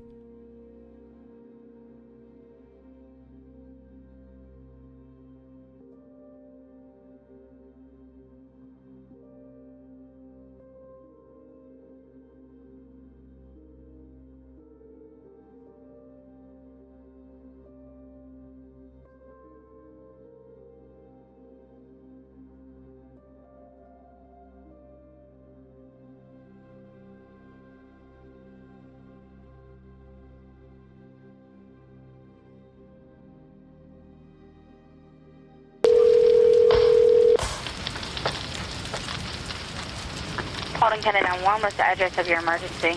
I'm at the Walmart over in Hiram off of Jimmy Lee Smith Parkway. And I have me and my kitty cat and my suitcase, and I was wondering if I can get transported. Okay, where do you need them to go? To Greystone by the hospital, 67 Rosemont Court, Hiram, Georgia. I have a suitcase, and I was awarded to leave the house, but it's... I'm showing the address of the Walmart to be 4166 Jimmy Lee Smith Parkway. Yeah, it's 4166. Do you know the phone number you're calling from? It's the same.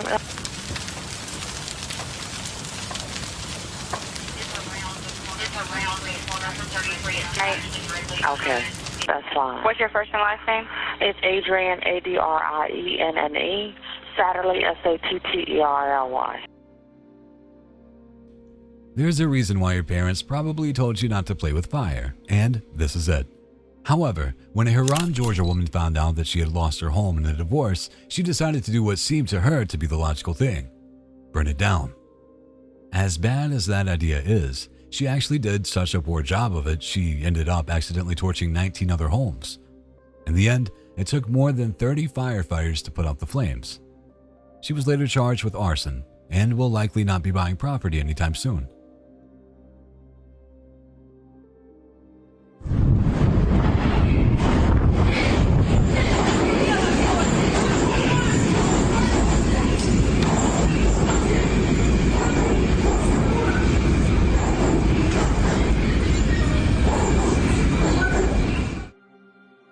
People often talk about the devils and angels that live on your shoulder. I think it's pretty clear which one this woman was listening to at this moment. She waits until a train is about to pass and nudges this complete stranger in the back. Though she fails, it's clearly a case of attempted murder.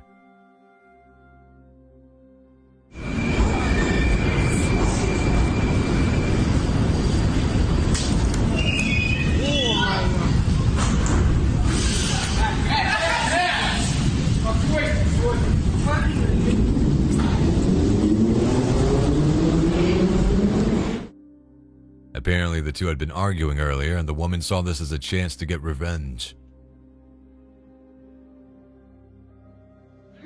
Take your ass flag down. No. Huh? You hear me? I heard you. I don't. I said, when are you going to take your faggot ass flag down? When you take yours down. You motherfucker's weird. You're in the wrong neighborhood. If I can go over to Biden neighborhood. Huh? Well, you take a picture of me? Here, take this one too. I'm not. You idiots. Politics is the subject of many a neighborhood conflict, and this script shows what often happens when two neighbors with opposing views meet. The resident with the doorbell camera is clearly asking for trouble with his Trump lost LOL flag, and his neighbors across the way rise to the bait, telling him exactly how they feel when he arrives home. You're entitled to your opinion. Yeah, of course someone like you would say that. That's what all you fags say.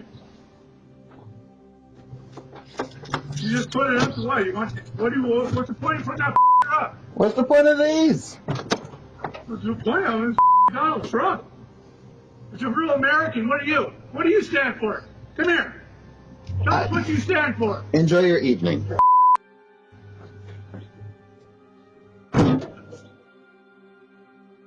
This footage was taken in 2020, and you can bet there was another back and forth. They're still living close by after the 2024 elections.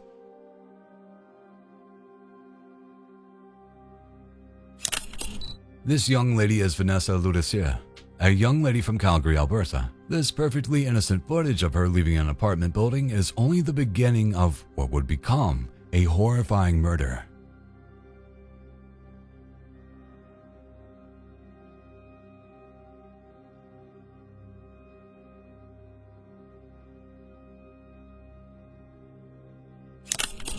The man with the bike is Michael Adenier. You can't tell from the footage, but Adenier had apparently been suffering from auditory and visual hallucinations for months at the point that this was captured.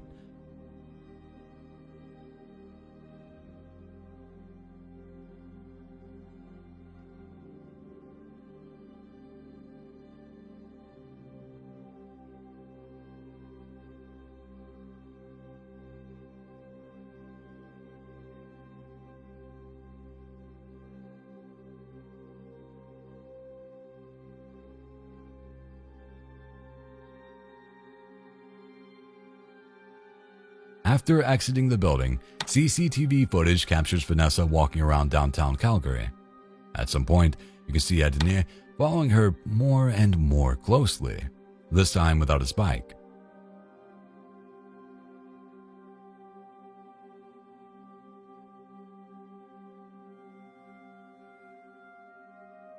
The final and most haunting footage shows Adenier placing a black bag inside a dumpster. This bag would later be found to contain a number of disturbing items, including notebooks of kill lists. Adenier had sadly stabbed Vanessa to death just minutes before. Call the pig! Call him! Use the door phone. I'm a nutcase. What's your pig gonna do? What is your pig gonna do? Nothing! In Bullhead City, Arizona, the manager of a local Taco Bell kindly asked a lady to move on because she was loitering in front of her store. Her response was not so kind. She decides to give the employees a piece of her mind and make sure she has the last word. Unfortunately, her final word was, of course, a racial slur. That's what I was warning you about.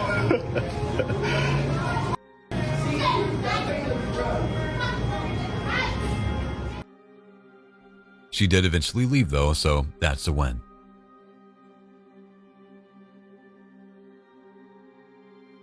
People are always glued to their phones these days, but it's a good idea to look up once in a while. If this guy did, maybe he'd still have a phone.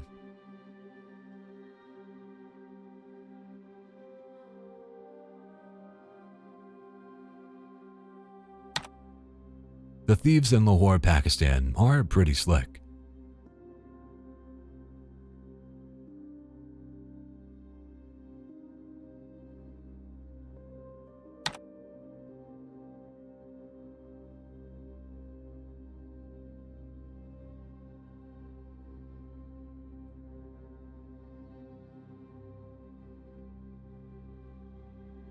Not everybody is a danger to others when they're in emotional distress, but that doesn't mean that they aren't a danger to themselves. In this case, a Los Angeles airport security guard made a heroic decision to save a man who was acting erratically. Surveillance footage shows the man standing at the top of a pedestrian bridge and reportedly acting as if he's going to jump over it. Had he fallen, it would have resulted in a 60-foot drop.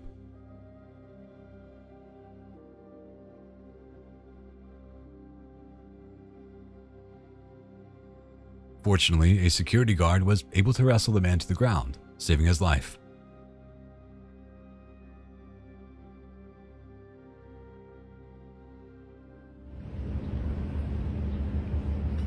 Hey, little girl, you know what's evil? Canada! Canada's evil! Canada's evil! Canada's evil!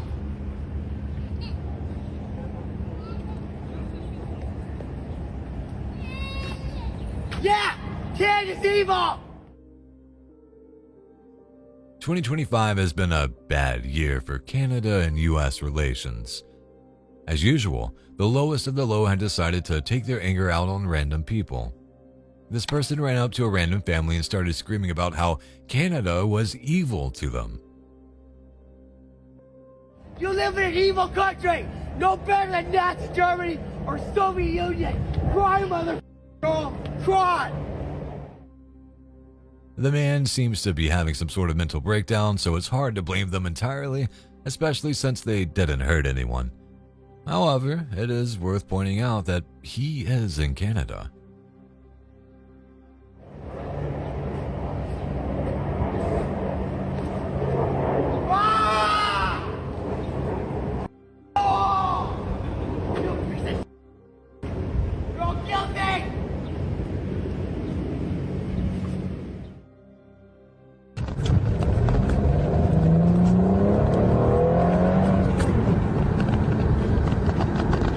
You get a super good look, everybody. This is what it calls to be Spanish privileged in America. Yeah, this is what we call Spanish privilege. And she's going right to where I used to live.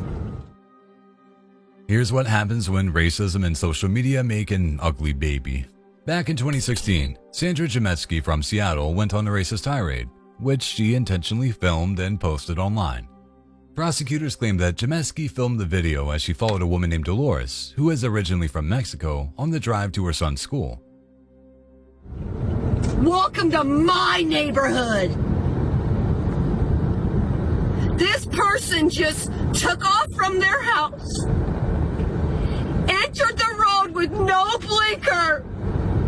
The last time she did this, or who was ever driving this car, they almost killed me or could have killed me.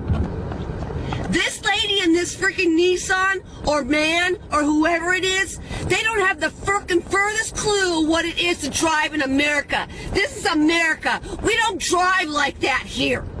We don't drive like you're in Mexico, lady. Ranting in a bizarre, unhinged monologue, Jemetsky can be heard criticizing the woman's driving and saying that she does not belong in America. Jemetsky uploaded the video to Facebook, as if the internet was gonna high-five her for it. Of course, they did not. I hope everybody got this. I had a lot of people freaking intervene, and I don't care, because right now at this moment, that woman has no idea I am encased by Spanish people all around me. So it's okay to lie to a police officer if you're Spanish, because you can get away with it here in America. Oh yeah, you can get away with it in America. You can get away with it in America. The only thing I gotta say right now, America, is this. Authorities instead charged her with a felony miscellaneous harassment charge, Washington state's version of a hate crime. Turns out, racist harassment isn't just gross, it's illegal. After being held in King County Jail for 110 days on a $500,000 bond, Jemetsky received a 2-year suspended sentence and was ordered to avoid contact with the victim and to take all of her prescribed mental health medication. That lady lied to a cop. She got away with it. My car's totaled. They own 4 vehicles and their kids go to a prep school. I'm gonna enjoy suing this lady. I'm gonna enjoy suing her for every penny she's got.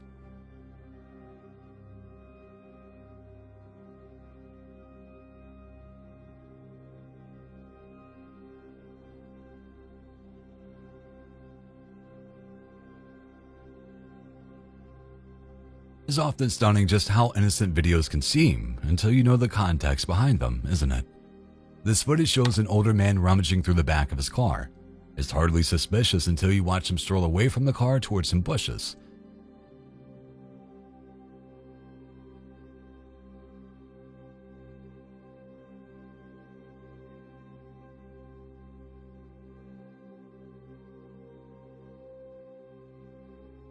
Upon reaching them, he quickly tosses an item into the trees before disposing of several other items in a nearby dumpster.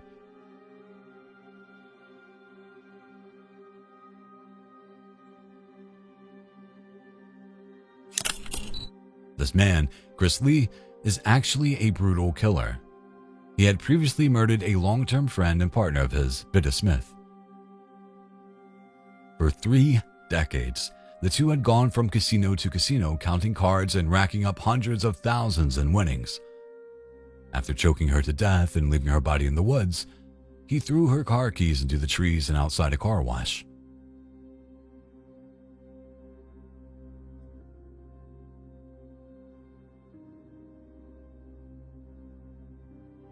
Just, Mother, can I tell you that we're at Taco Bell right now.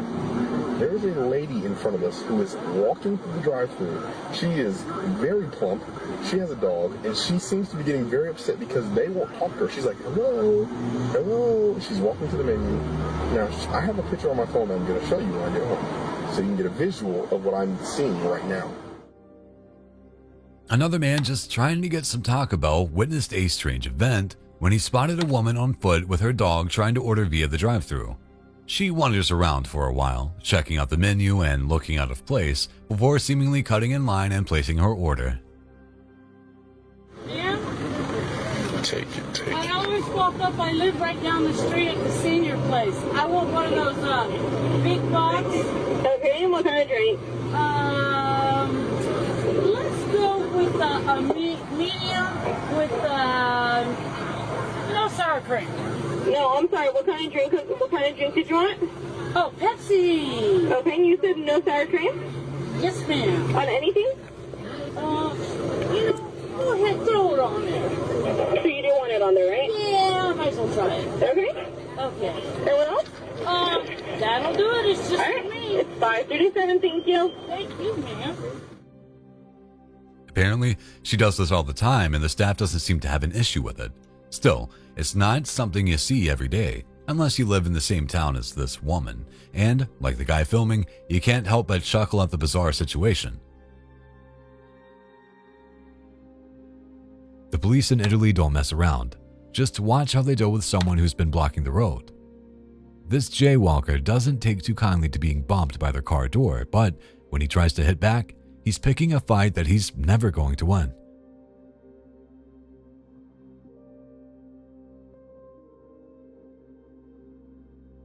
That leg sweep is a thing of beauty.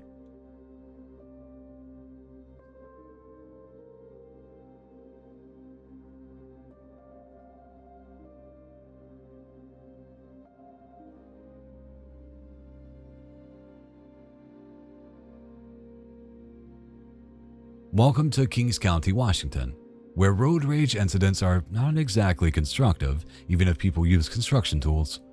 The dashcam footage shows a man hurling a hammer through the windshield of a car after a traffic disagreement, shattering glass all over the occupants.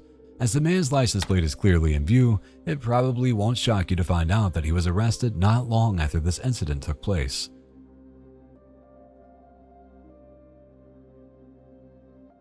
He was also charged with 3 felonies, so you can bet he won't be lobbing any tools at anyone in the near future.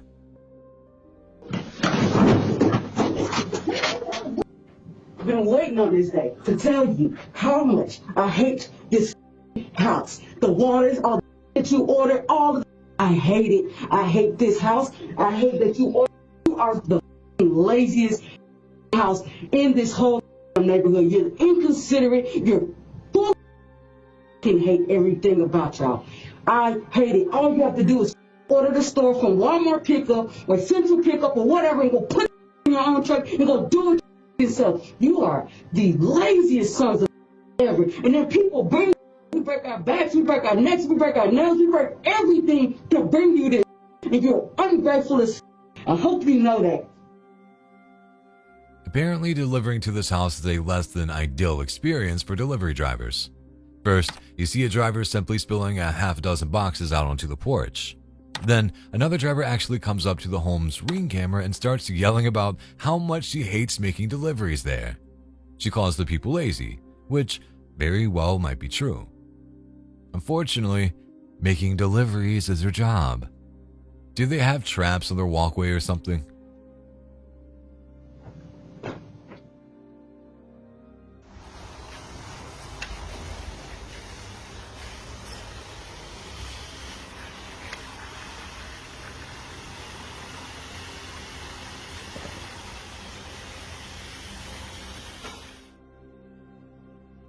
This unnerving standoff happened in 2024 when a homeowner decided to build a fence on their property. The uploader claims that their neighbor approached them with his dog and stared at them in an intimidating fashion, seemingly unhappy at his new barrier that was being built between them.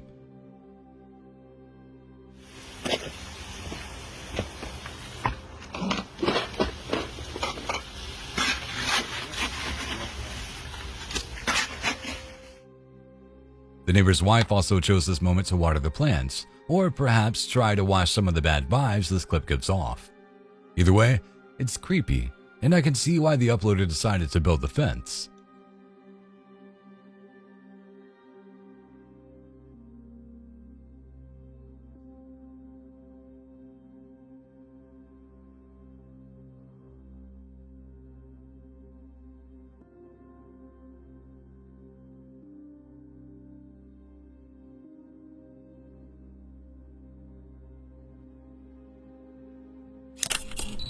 On 11th February 2023, a young trans girl named Brianna Gay was brutally murdered by two 15-year-olds.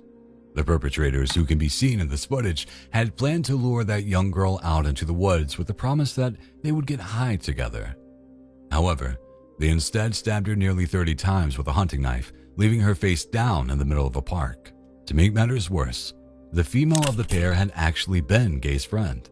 In fact, she was later determined to have been obsessed with her, while her partner in crime was more interested in targeting the young girl for her gender.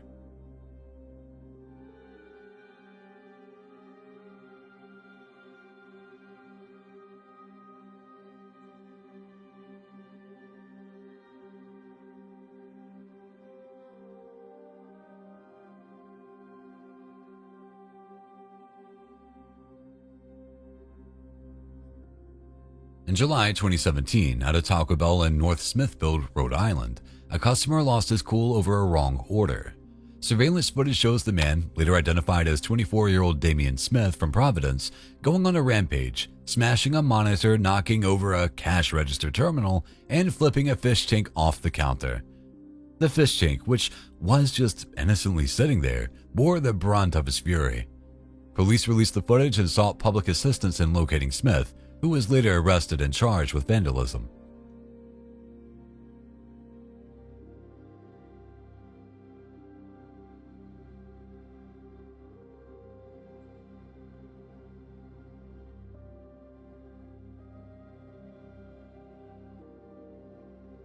In a scene that could rival any Hollywood heist film, an employee behind the counter at a check cashier's in Atlanta was startled by a sudden thud from above. Suddenly, the ceiling tiles give way and a robber crashes through, landing just feet away from her. Moments later, his accomplice follows, descending with a pink Adidas duffel bag in tow. The daring duo swiftly take control, forcing the employee to the ground. As the chaos unfolds, an unwitting customer enters the store but is quickly told to leave.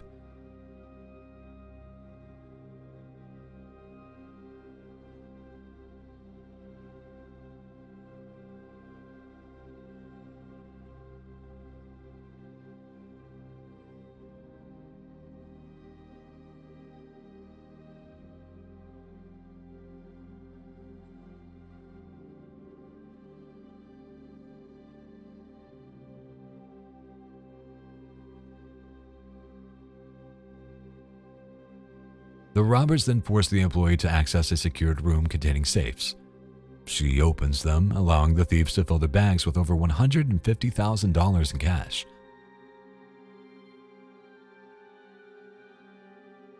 Their exit was a lot smoother than their entry, slipping out through a back door before jumping in a getaway vehicle and speeding off. As of the latest available information, the suspects involved in the dramatic robbery, which happened on September 3, 2024, have yet to be caught.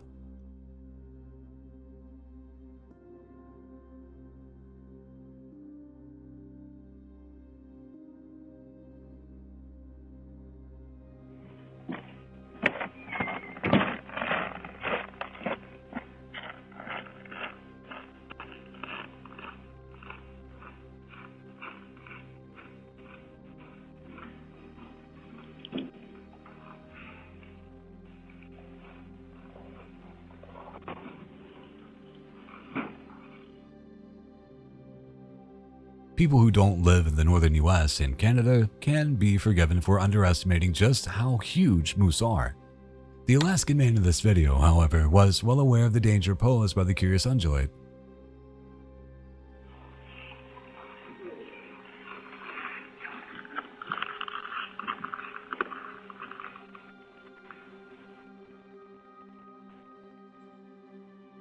When he spotted it while taking out his trash, he made the wise decision to hide in his shed until the massive beast moved on. Moose are not typically dangerous, but they can become that way during the rutting season. After considering the average Alaska bull can be nearly 7 feet tall at the shoulder, even a friendly encounter can lead to injuries.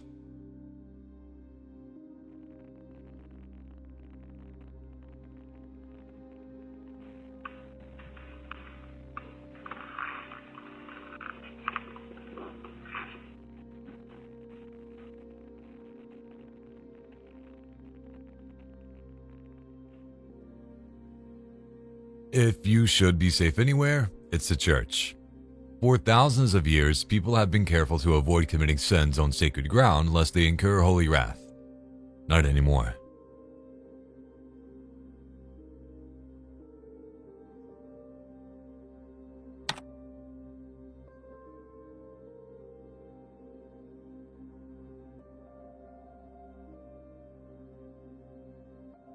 These brazen thieves not only entered a church and ripped the purse right off this woman's arm, but they assaulted the elderly person as well, punching her so hard that she collapsed to the ground before she even knows what happened.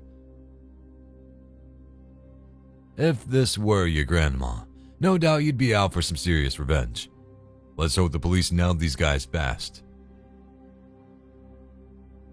Not good at technology because it's crazy. You're very confident. Right? Oh my God. Who starts a meeting with such hostility? Elderly grandmother who served in the war. What? How was she elected? Who's that? Who is that? First of all, we will not refer to people as that. That is not who is introduce him. Hello, everyone. My name is Frank. How are you this evening? Not well, Frank. If you've ever attended a homeowners association meeting, you're about to find out how silly they can be. This meeting doesn't get off to the best of starts and comes off as more of a disastrous comedy routine. The speaker treats the crowd like naughty school children, and they hit back at almost everything the speaker has to say. Now, take our vote. You gave us no information. We have zero information. What are you freaking voting on? Can I explain? I am here. You've got a little thing saying blah, blah, blah. What you're saying is misleading. What information are you doing here? We have no information on the company you're wanting to hire. We have no information to compare apples to apples. Now you're voting on what? Yeah. Are we all crazy here? Absolutely. As day turns into night, a mess up with the microphone adds to the dark humor. Then, as they finally seem to be getting down to business, the crowd gets even angrier at the board's proposals. The vote that we voted to get a management company named PRC Group here in the community. So you're not No! I don't understand something. So you made the decision for all these people? Yep. That's okay. She'll get voted out. It's okay. No manager management company. The people you were elected to represent are telling you they don't want something. So you don't, it's not even taken into consideration? This is important. Postings going out for this lake.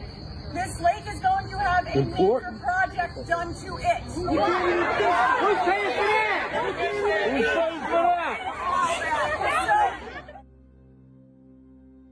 It's funny if you're an outsider, but you have to feel for the residents who have to put up with all this drama.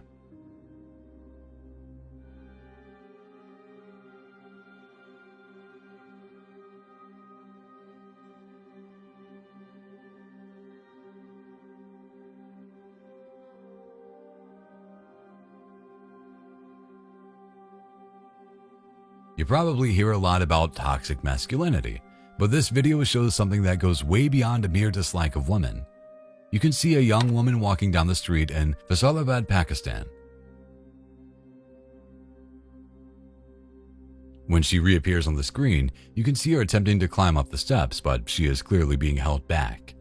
The person in question has recently asked the young lady, 18-year-old Mehwish Arshad, to marry him, but she rejected him.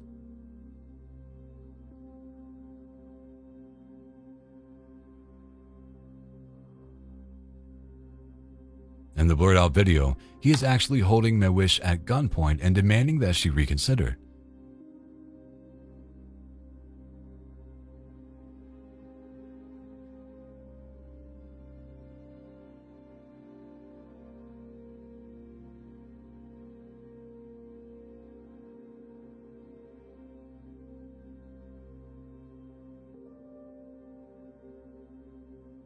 When she refuses, he kills her. Come on, you little. Come on. Do something. Come on. Come on. Let's go. Do something. Come on, bro. Come on, you little bro.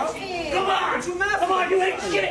Come on. No, come on. Hold on. Come on. What you trying to do? Come on. This nigga ain't gonna hurt me. I'll fix you up. Yo, little. I'll show you what a little shit to you. Come on. You're a bum. Tacos. Come on. Come on. You're a bum, bro. Come on. I got in your face. You didn't do nothing, bro. The guy in this clip didn't seem to need the extra energy provided by Taco Bell. For whatever reason, he was amped up and, like a hyper little dog, began barking at the employees and inviting them outside for a fight.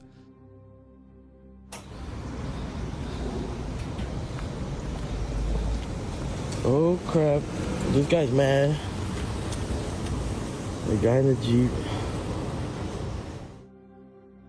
The employees didn't rise to the bait, and ultimately his dog's bark was worse than his bite, as he gets into his car and drives off while the workers film him from a distance. I hope he ordered an ice-cold drink because this dude needs to chill. And then you want to pray, if you get a second chance, how you gonna turn this here around, okay? So your life ain't over, you just need a second chance. So that's what you need to dwell on and pray about. A second chance. And sit down and think about how you gonna make this happen. And obey your parents. And come in, come home on time. Come in, come home. Number one, streets don't love you. We love you, not the streets. You see where the streets get you? This one hits like a brick wall to the soul. A 15-year-old kid is sitting in a cold, sterile interrogation room. Not a place built for emotions, just concrete walls, a table, and a chair meant for someone who did something really bad. And he did. He's about to be charged with murder. The woman sitting opposite of him is his grandma. Not a lawyer, not a cop. Just a grandmother who still sees her grandson instead of a criminal. Could you give me a hug, baby? Grandma, you okay? I'm sorry you got to go through this, but all you had to do was listen to your parents. Okay? Okay? I don't know how things gonna turn out for you. I ain't got no idea how nothing gonna turn out. No idea at all. She offers him some hard-hitting words of advice and a much-needed hug. It's like she's trying to hold the broken pieces together for one last time before the system takes over. As the consequences of the boy's actions loom large, he holds on to his grandma, not wanting to let go. It would be their last hug for a long time, as the teen was later sentenced to 35 years behind bars. I didn't know nothing this second. I told y'all don't tell me nothing. Didn't I tell you that? Mm-hmm. Okay. All right, baby. So I'm so sorry you got to go through what you're going through. But if God help you out of this, please get yourself together, baby. And it's going to take a miracle. It's going to take a miracle that we don't have. You can turn me loose now. This New Haven, Connecticut traffic stop is truly one for the record books, and not necessarily for the reasons you think.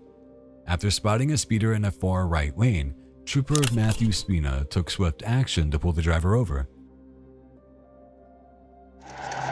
Hey. Can I just ask you why you're riding their butt like that and speeding, man? I'm running his license plate because everybody else is speeding. Why are you speeding? I was only going 60. Speed limit's 40. 50. Signs. Okay. Bye-bye. All right. A favor. Oh, give me the weed, too. No, I have a... Oh, yeah. Marijuana card. Step out. I have a card. Step out. All right. Stop, man. You want to in your mouth? No problem. You came to the right guy. Step out. All right. Stop. Come on.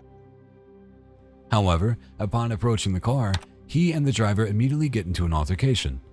Apparently, the driver took issue with how the officer was following another car, but Officer Spina went into full RoboCop mode, putting his hand on his gun and demanding the driver exit the vehicle. Right now you're just being detained. You're not under arrest. All right. Since you have a very hostile attitude. No, I really don't. See, the blue car... Yeah, which one? Was tailing me. Yeah. While I was pacing a tractor-trailer looking for a motor vehicle violation because the governor's office has gotten multiple complaints on traffic stops. I know. Okay? I know that. So we're out doing our thing. Okay. He decides to pass me and f*** you off. All right, Spina, I'm sorry. All right? Yeah, I'm sorry. So who the f*** do you think you are worried about what I'm doing? Okay. You're right. I know I'm right, God. The driver was quickly detained, but he had also got a lesson in law enforcement from the state trooper who berated him for nearly 5 minutes about his interference with a traffic stop. Why am I speeding? I'm doing my job. Connecticut General Statute 14-298 allows law enforcement officers to disregard the traffic laws in the performance of their duties. How the f*** am I going to catch a speeder if I'm not speeding? You late for your job at NASA with physics? You're right, man. Right there. You want it on paper or not? No, Is it in the original dispensary container? No sh**. Turn around. The driver eventually gets off easy, while the officer comes about as close to a stress-induced heart attack as physically possible. Look at me. Do I look like I'm happy with you right now? Shut your mouth, mind your own business, and be on your way. Don't you ever with me again. Hey, can you be safe? Ladies and gentlemen, this matter has drawn to a conclusion. I thank everyone for their effort, and my heart goes out to the families of the victims. We're in recess.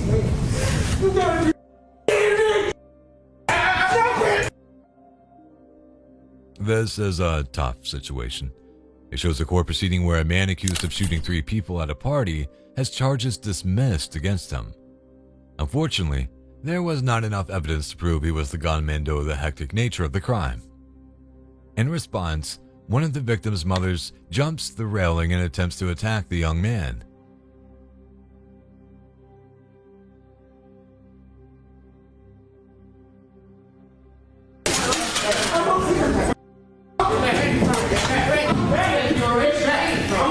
Get back. Get back.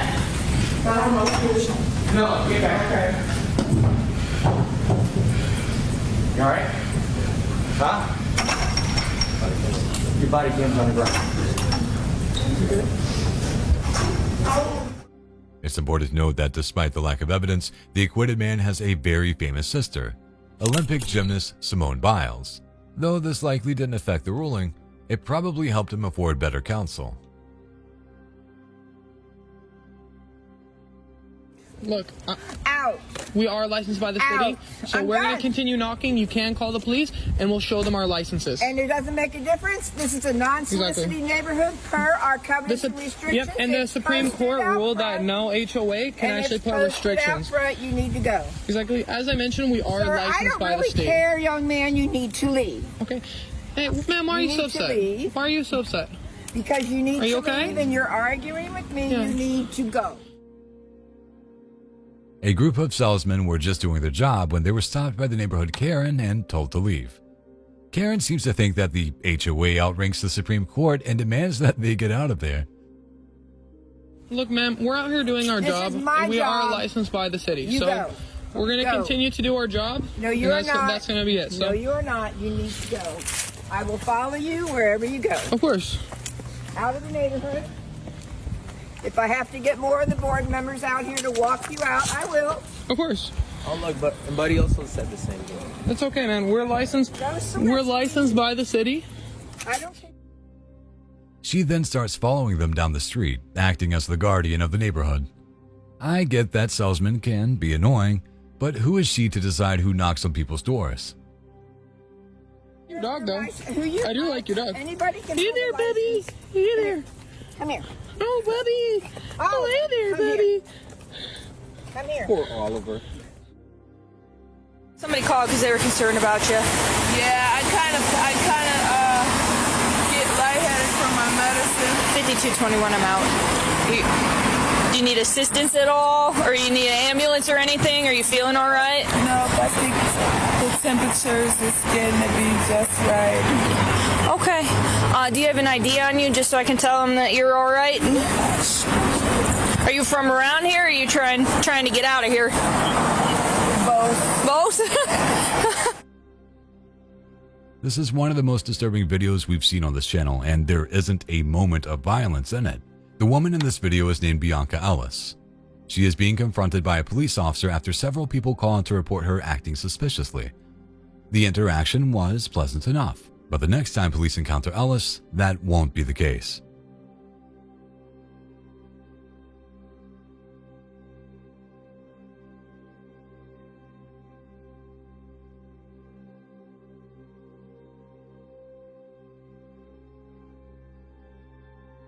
This footage shows her strolling around an Ohio grocery store holding a long knife she had just stolen from a thrift store.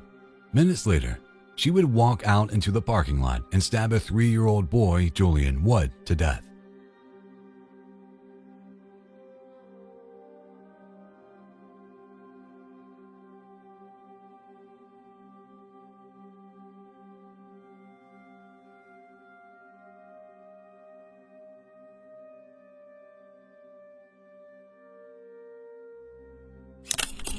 Though she has a long history of mental illness, Ellis was later deemed competent to stand trial. No, we're not serving her. You're not. Your order is not being taken. Hey. I honked my horn. I honked my horn. They just told me they're not going to serve her. Hey, they just told me they're not going to serve her. So you probably want to back up. They just told me they're not going to serve you.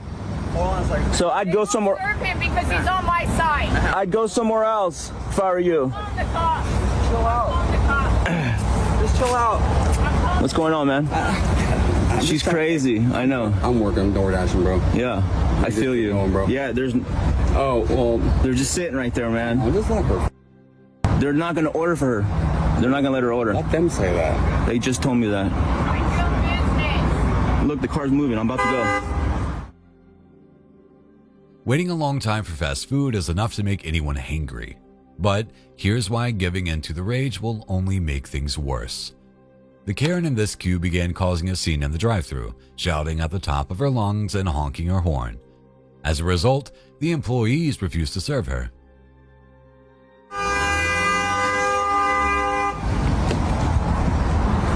Keep recording me. It's illegal. You do not have my permission to record me. It's illegal in the state of Washington. Oh, shit. Karens are out tonight. I'm going to call the goddamn cops on you for harassment. They're right across the street. They're actually. Mind your own business and leave me alone. You called me a Karen, calm down. It's okay.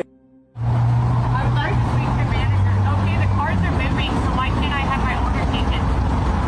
You got our mobile order, correct? Yeah, is that key hooked? Okay, give us 1 moment. We're still not seeing you yet. We're gonna get you 1 moment, okay? You're not. I've been sitting here waiting, and you've been allowing him to harass the customer. Of course, this makes Karen want to speak to the manager and gives the employees an even bigger headache to deal with.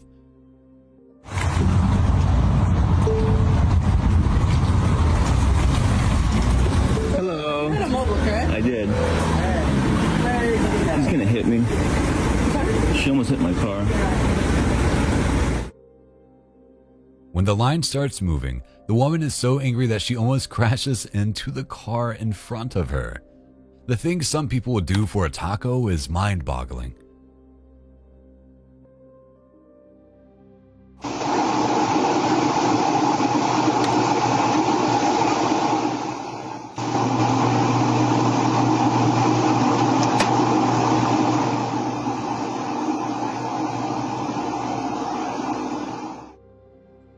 Several years ago, a mad bomber began setting off explosive devices all over New York and New Jersey. The CCTV footage caught one such incident in Chelsea, Manhattan. It's hard to see from the image, but people reported being literally blown off their feet by the power of the blast.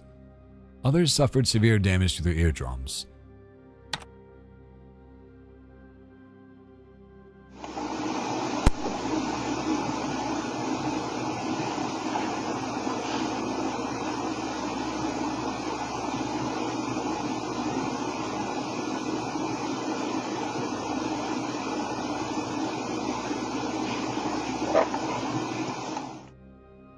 In one instance, a wheelchair-bound person was forced to make their way inside after the blast just missed injuring them.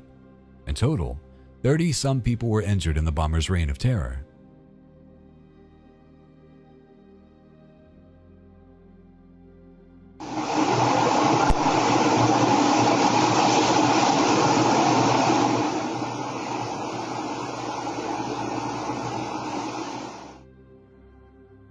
Whatever you might think about this particular story, there's no doubt it's one of the biggest cop fails in recent memory. The police are talking to an 87-year-old man who is having trouble caring for his disabled invalid partner. Despite the woman calling to have the man removed and begging them not to leave, the officers get distracted talking about the man's many firearms, which he says are loaded and ready to go. We're gonna get out of here. I appreciate you. Whenever you started. We can't, man. You're a firearms guy. Oh, yeah. Nice. You're loaded. You're ready to go. We don't need to see them. I see there's one probably right there in that case, and I see one over there. I like folks that have guns. Okay. Because I have guns too. Appreciate that. Yeah. What did you say? I said, you're fine until I you. Get out of here. Go away. He even tells the older woman that she'll be fine until he kills her. 4 hours later, she's dead. You're not listening. You need to help me at all. Do you understand the rights? It's all your fault. You guys caused this. He later blamed the police for not helping earlier. You realize you're gonna pay for that, right? You realize you're gonna fix mine, you dumb squid? You're gonna be on YouTube. Yeah. Mm-hmm. Like in front of the kids, make an idiot out of yourself further.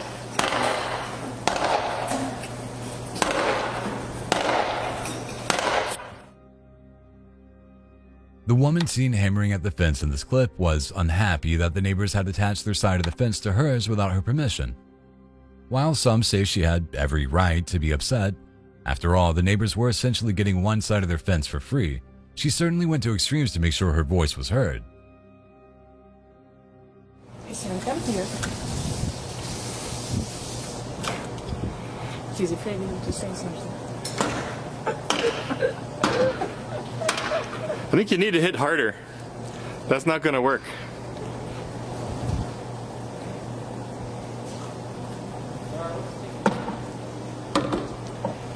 Oh, you're damaging my fence post. This is their fence. No, that's our fence. We paid for that.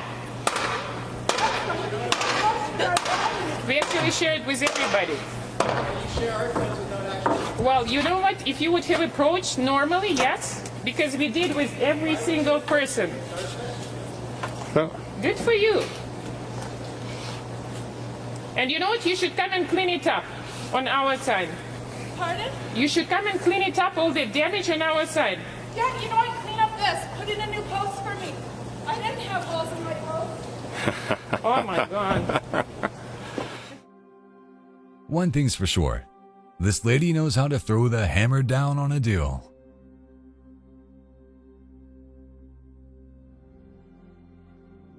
Statistically, jealous ex-boyfriends and ex-husbands are among the most dangerous people in the world. This footage from the UK serves to help prove that point. It starts off innocently enough. A young woman is walking down the sidewalk when, out of nowhere, a man appears from behind a car and leans up against a nearby wall. That man is 45-year-old Genu Aminu, who has just been lying in wait for his ex, Elisabetta Lakasasu, to appear.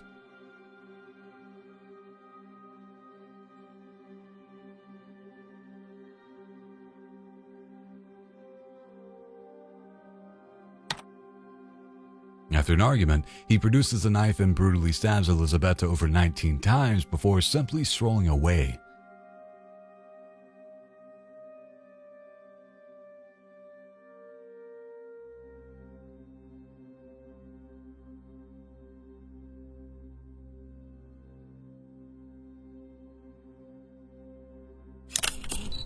He was later found guilty of murder by a jury of his peers after just 15 minutes of deliberation. Stupid. We got the stupidest self-serving politicians in the world. They just hacked into my bank account and hacked millions of dollars, thousands of dollars out of my account. And you're so proud. Because our politicians can't figure out locals only, those people are just that far behind us. And you're too busy worrying about your great life to figure out why we're losing, continue to lose. Taco Bell is not the place most people go to have a discussion about politics or to report a crime. Yet, this guy casually strolls in and starts dropping a monologue about the government hackers stealing from his bank account. So you're not going to talk about this guy can't even get up on his own. And these people are this far behind us. We're fat, arrogant, lazy. Well, you know, you're just another Republican for your saying stupid things they did. That's right. Maybe he's high on taco fumes or some other substance, but he's pacing around, raising his voice and throwing shade at Republicans like he's on the election campaign. Sir, this is a Taco Bell. Please let the other customers eat their cheesy gorditas in peace. Have a nice night, Republicans.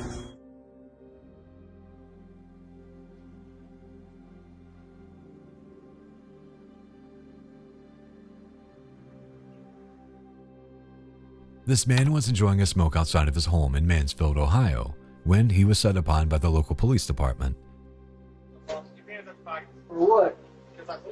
For what? What are y'all bothering me for? Because I am ready to step out.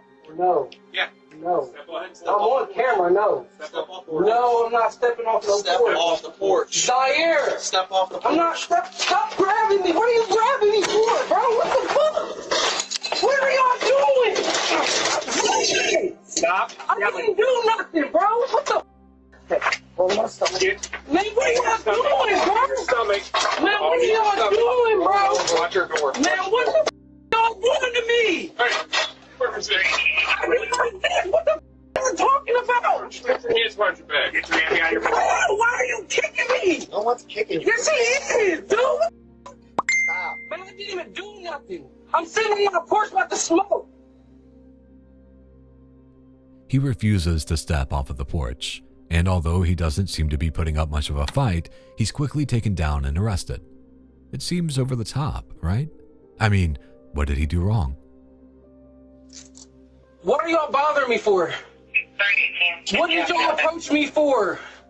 I said, what did y'all approach me for? All of this is on camera. It's perfect. Cool, it's 4 alarms. I didn't do nothing. What did I do? What did I do? What did I do? Y'all didn't say nothing. Well, despite the man's protest and the clip going viral, the police later explained that it reflects only a short portion of a larger incident. The 26-year-old suspect had an unspecified warrant from another law enforcement agency and was charged with obstructing official business, as well as resisting arrest. What did I do? Who are you? What did I do? Who are you? What did I do? Oh, we could just sit in jail till we... What did I do? What did I do? I'm asking now. What did I do? Ordering a high-drug, high-crime area. This is my house. We don't know that. What do you mean? I'm on the porch. It's my house. We asked you to step down. I don't have to. This is my house. We asked you to step down and this talk is to my us. house. I don't have to talk What to is y'all. your name? I don't have to talk to y'all. What is your name? Call a sergeant. I want to see a supervisor. I'll want a supervisor. I'll do you one better. Sergeant, I'll get the... I want a supervisor. You want the sergeant or the lieutenant? I just want a supervisor. You got two of them here. I want the supervisor. What are y'all bothering me for? Hello. All right. Zaire, call my mom. They just walked on this porch and beat my Who is this? It don't matter who I am. Y'all didn't have no reason to approach me. I'm on the porch trying to smoke. It seems like the police could have handled things a lot better, and the incident is being reviewed to determine if their use of force was justified. But we all know how those reviews turn out. I'd rather hear what you think about it, so let me know in the comments.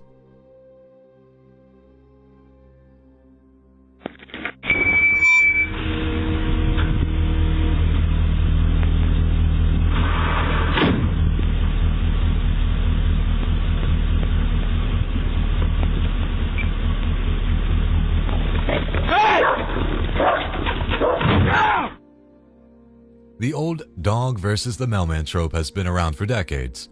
However, as we can clearly see from this video, it still plays out regularly in suburbs all over America. This poor FedEx driver was just trying to do his job when the dog sprang into action, causing him to run backwards and break his head onto his own truck. God, you little...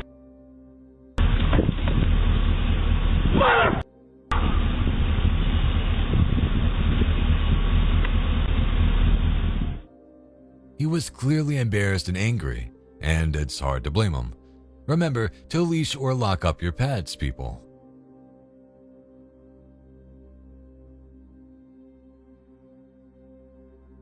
When a woman checked her security cameras, she was shocked to find that an elderly neighbor had been helping themselves to her prized chilies. The silver-haired thief didn't just pinch a couple, she filled up a whole bag full, as well as taking some basil from the homeowner's property. Excuse me, can you not come and steal things like go into our bins and... Can you give me back all of those chilies? Can you give me back those chilies and the basil? That is my property. I own it. Can you please not come and steal from me? Oh, that's thanks. Please don't. Please, can I please have this back? That's mine. Hey, please do not steal from us. Illegally. Going to the bin. Hey, I've watched you do it and that's unacceptable. Okay, goodbye.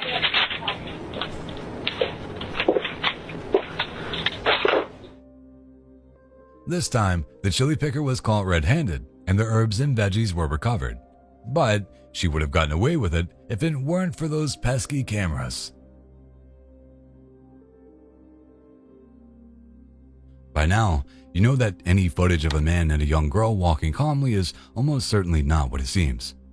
This is, sadly, yet another haunting example of what happens when killers are left to prey on children.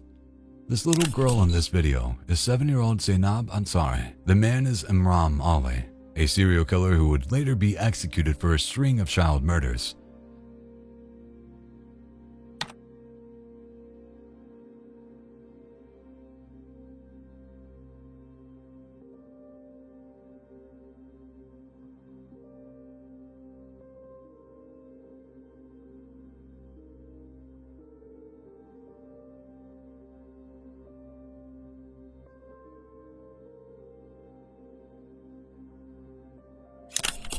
The young girl disappeared on January 4th, 2018. and her body was found 5 days later in a rubbish heap, with her having been assaulted and killed. Imran Ali was arrested by police in Pakistan following a wave of protests for justice for the little girl.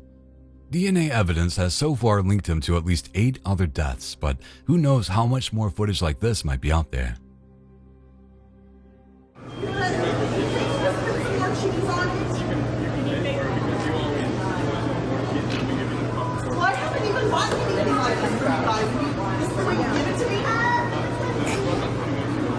I want more cheese. There's not enough cheese. Look at that. There's no cheese. This lady was unhappy with her order, claiming that there wasn't enough cheese on her nachos. Is that all for you? 20 mayonnaise. No, I still need mayonnaise sheep. Thank you, God. What do you take? It's yeah. Oh no, get away! More cheese! More cheese!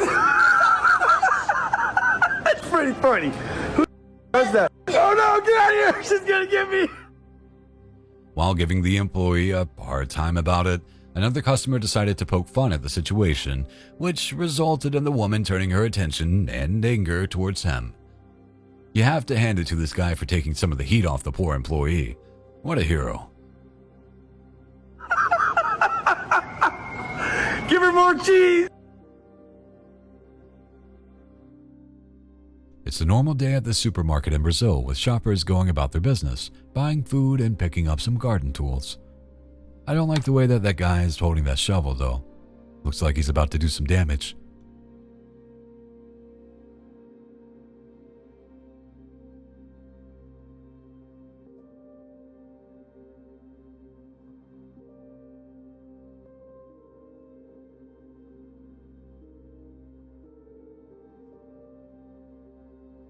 Incredibly, he strolls up behind the supermarket manager and bashes him over the head.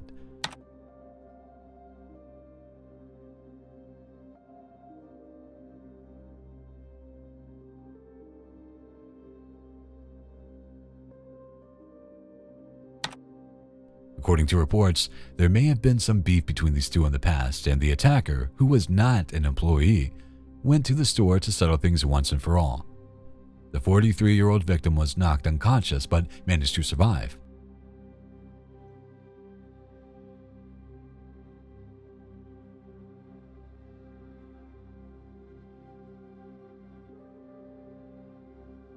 Meanwhile, the attacker fled the scene and was last known to be on the run.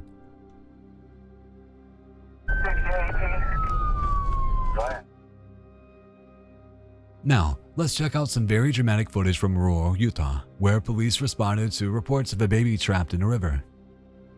What have you got? What have you got? Footage shows a fisherman working to free someone from a car that had crashed and turned upside down. Let's go, guys! Come on! Let's go, guys. Don't get squished. Come on! Keep pushing! Go! Watch out! Watch out! Watch out! Upon arriving, police and firefighters worked to turn the car over so that they could get inside. After doing so, they discovered that the driver had been killed in the incident. Anybody hear us? Oh God, there's a baby. There's a bear, Brian. Brian, get up here, though. But they also found a baby still trapped in her car seat. They immediately performed CPR on the baby as they rushed her to the hospital. Upon reaching the emergency room, the young girl starts to show some signs of life. Get up, baby. Old MacDonald had a farm. E-I-E-I-O. Just 4 days later, she was completely recovered and playing with her father. Talk about a miracle.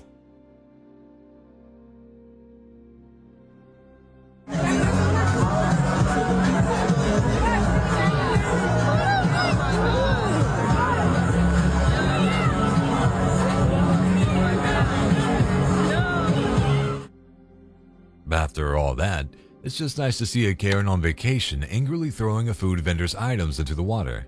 Apparently, the floating vendor forgot to give her some change back after she had bought a product from him. I guess that's one way to handle it.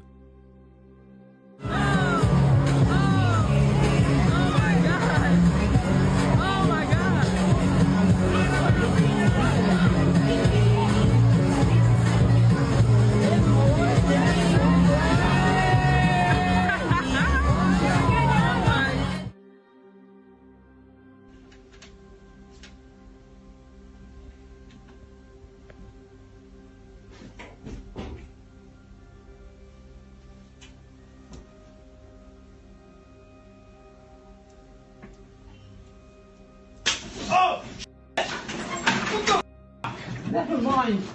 Hey, dude. If you end up in the hospital, there's no telling who you might be sharing a room with or what you might see. This guy witnessed his hospital neighbor being attacked by another patient at night. How are you supposed to rest and get a good night's sleep after seeing that? Calm down.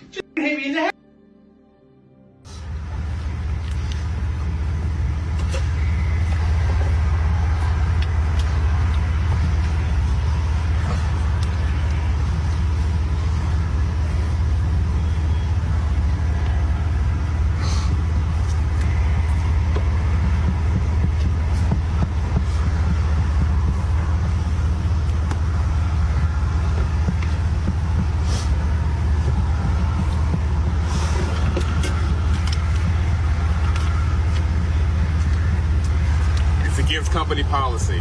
I can't do it. In December 2018, a situation unfolded at a Taco Bell in Kettering, Ohio, which sparked public outcry and resulted in a worker being fired. Brandon Washburn, a deaf customer, attempted to place an order at the drive-thru by presenting his request on his cell phone screen.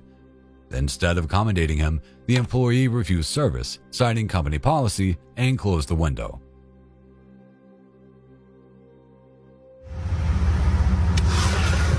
I will call 911 if you don't move. You want me to call the police? Because we can't take it, and you're also not allowed to record me.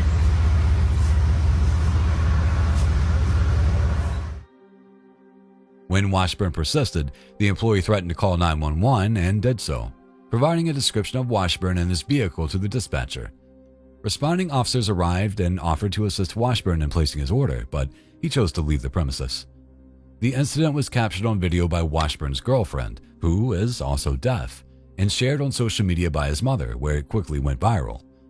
Taco Bell responded by terminating the employee involved and announced that all staff at the Kettering location would undergo retraining to prevent similar incidents in the future.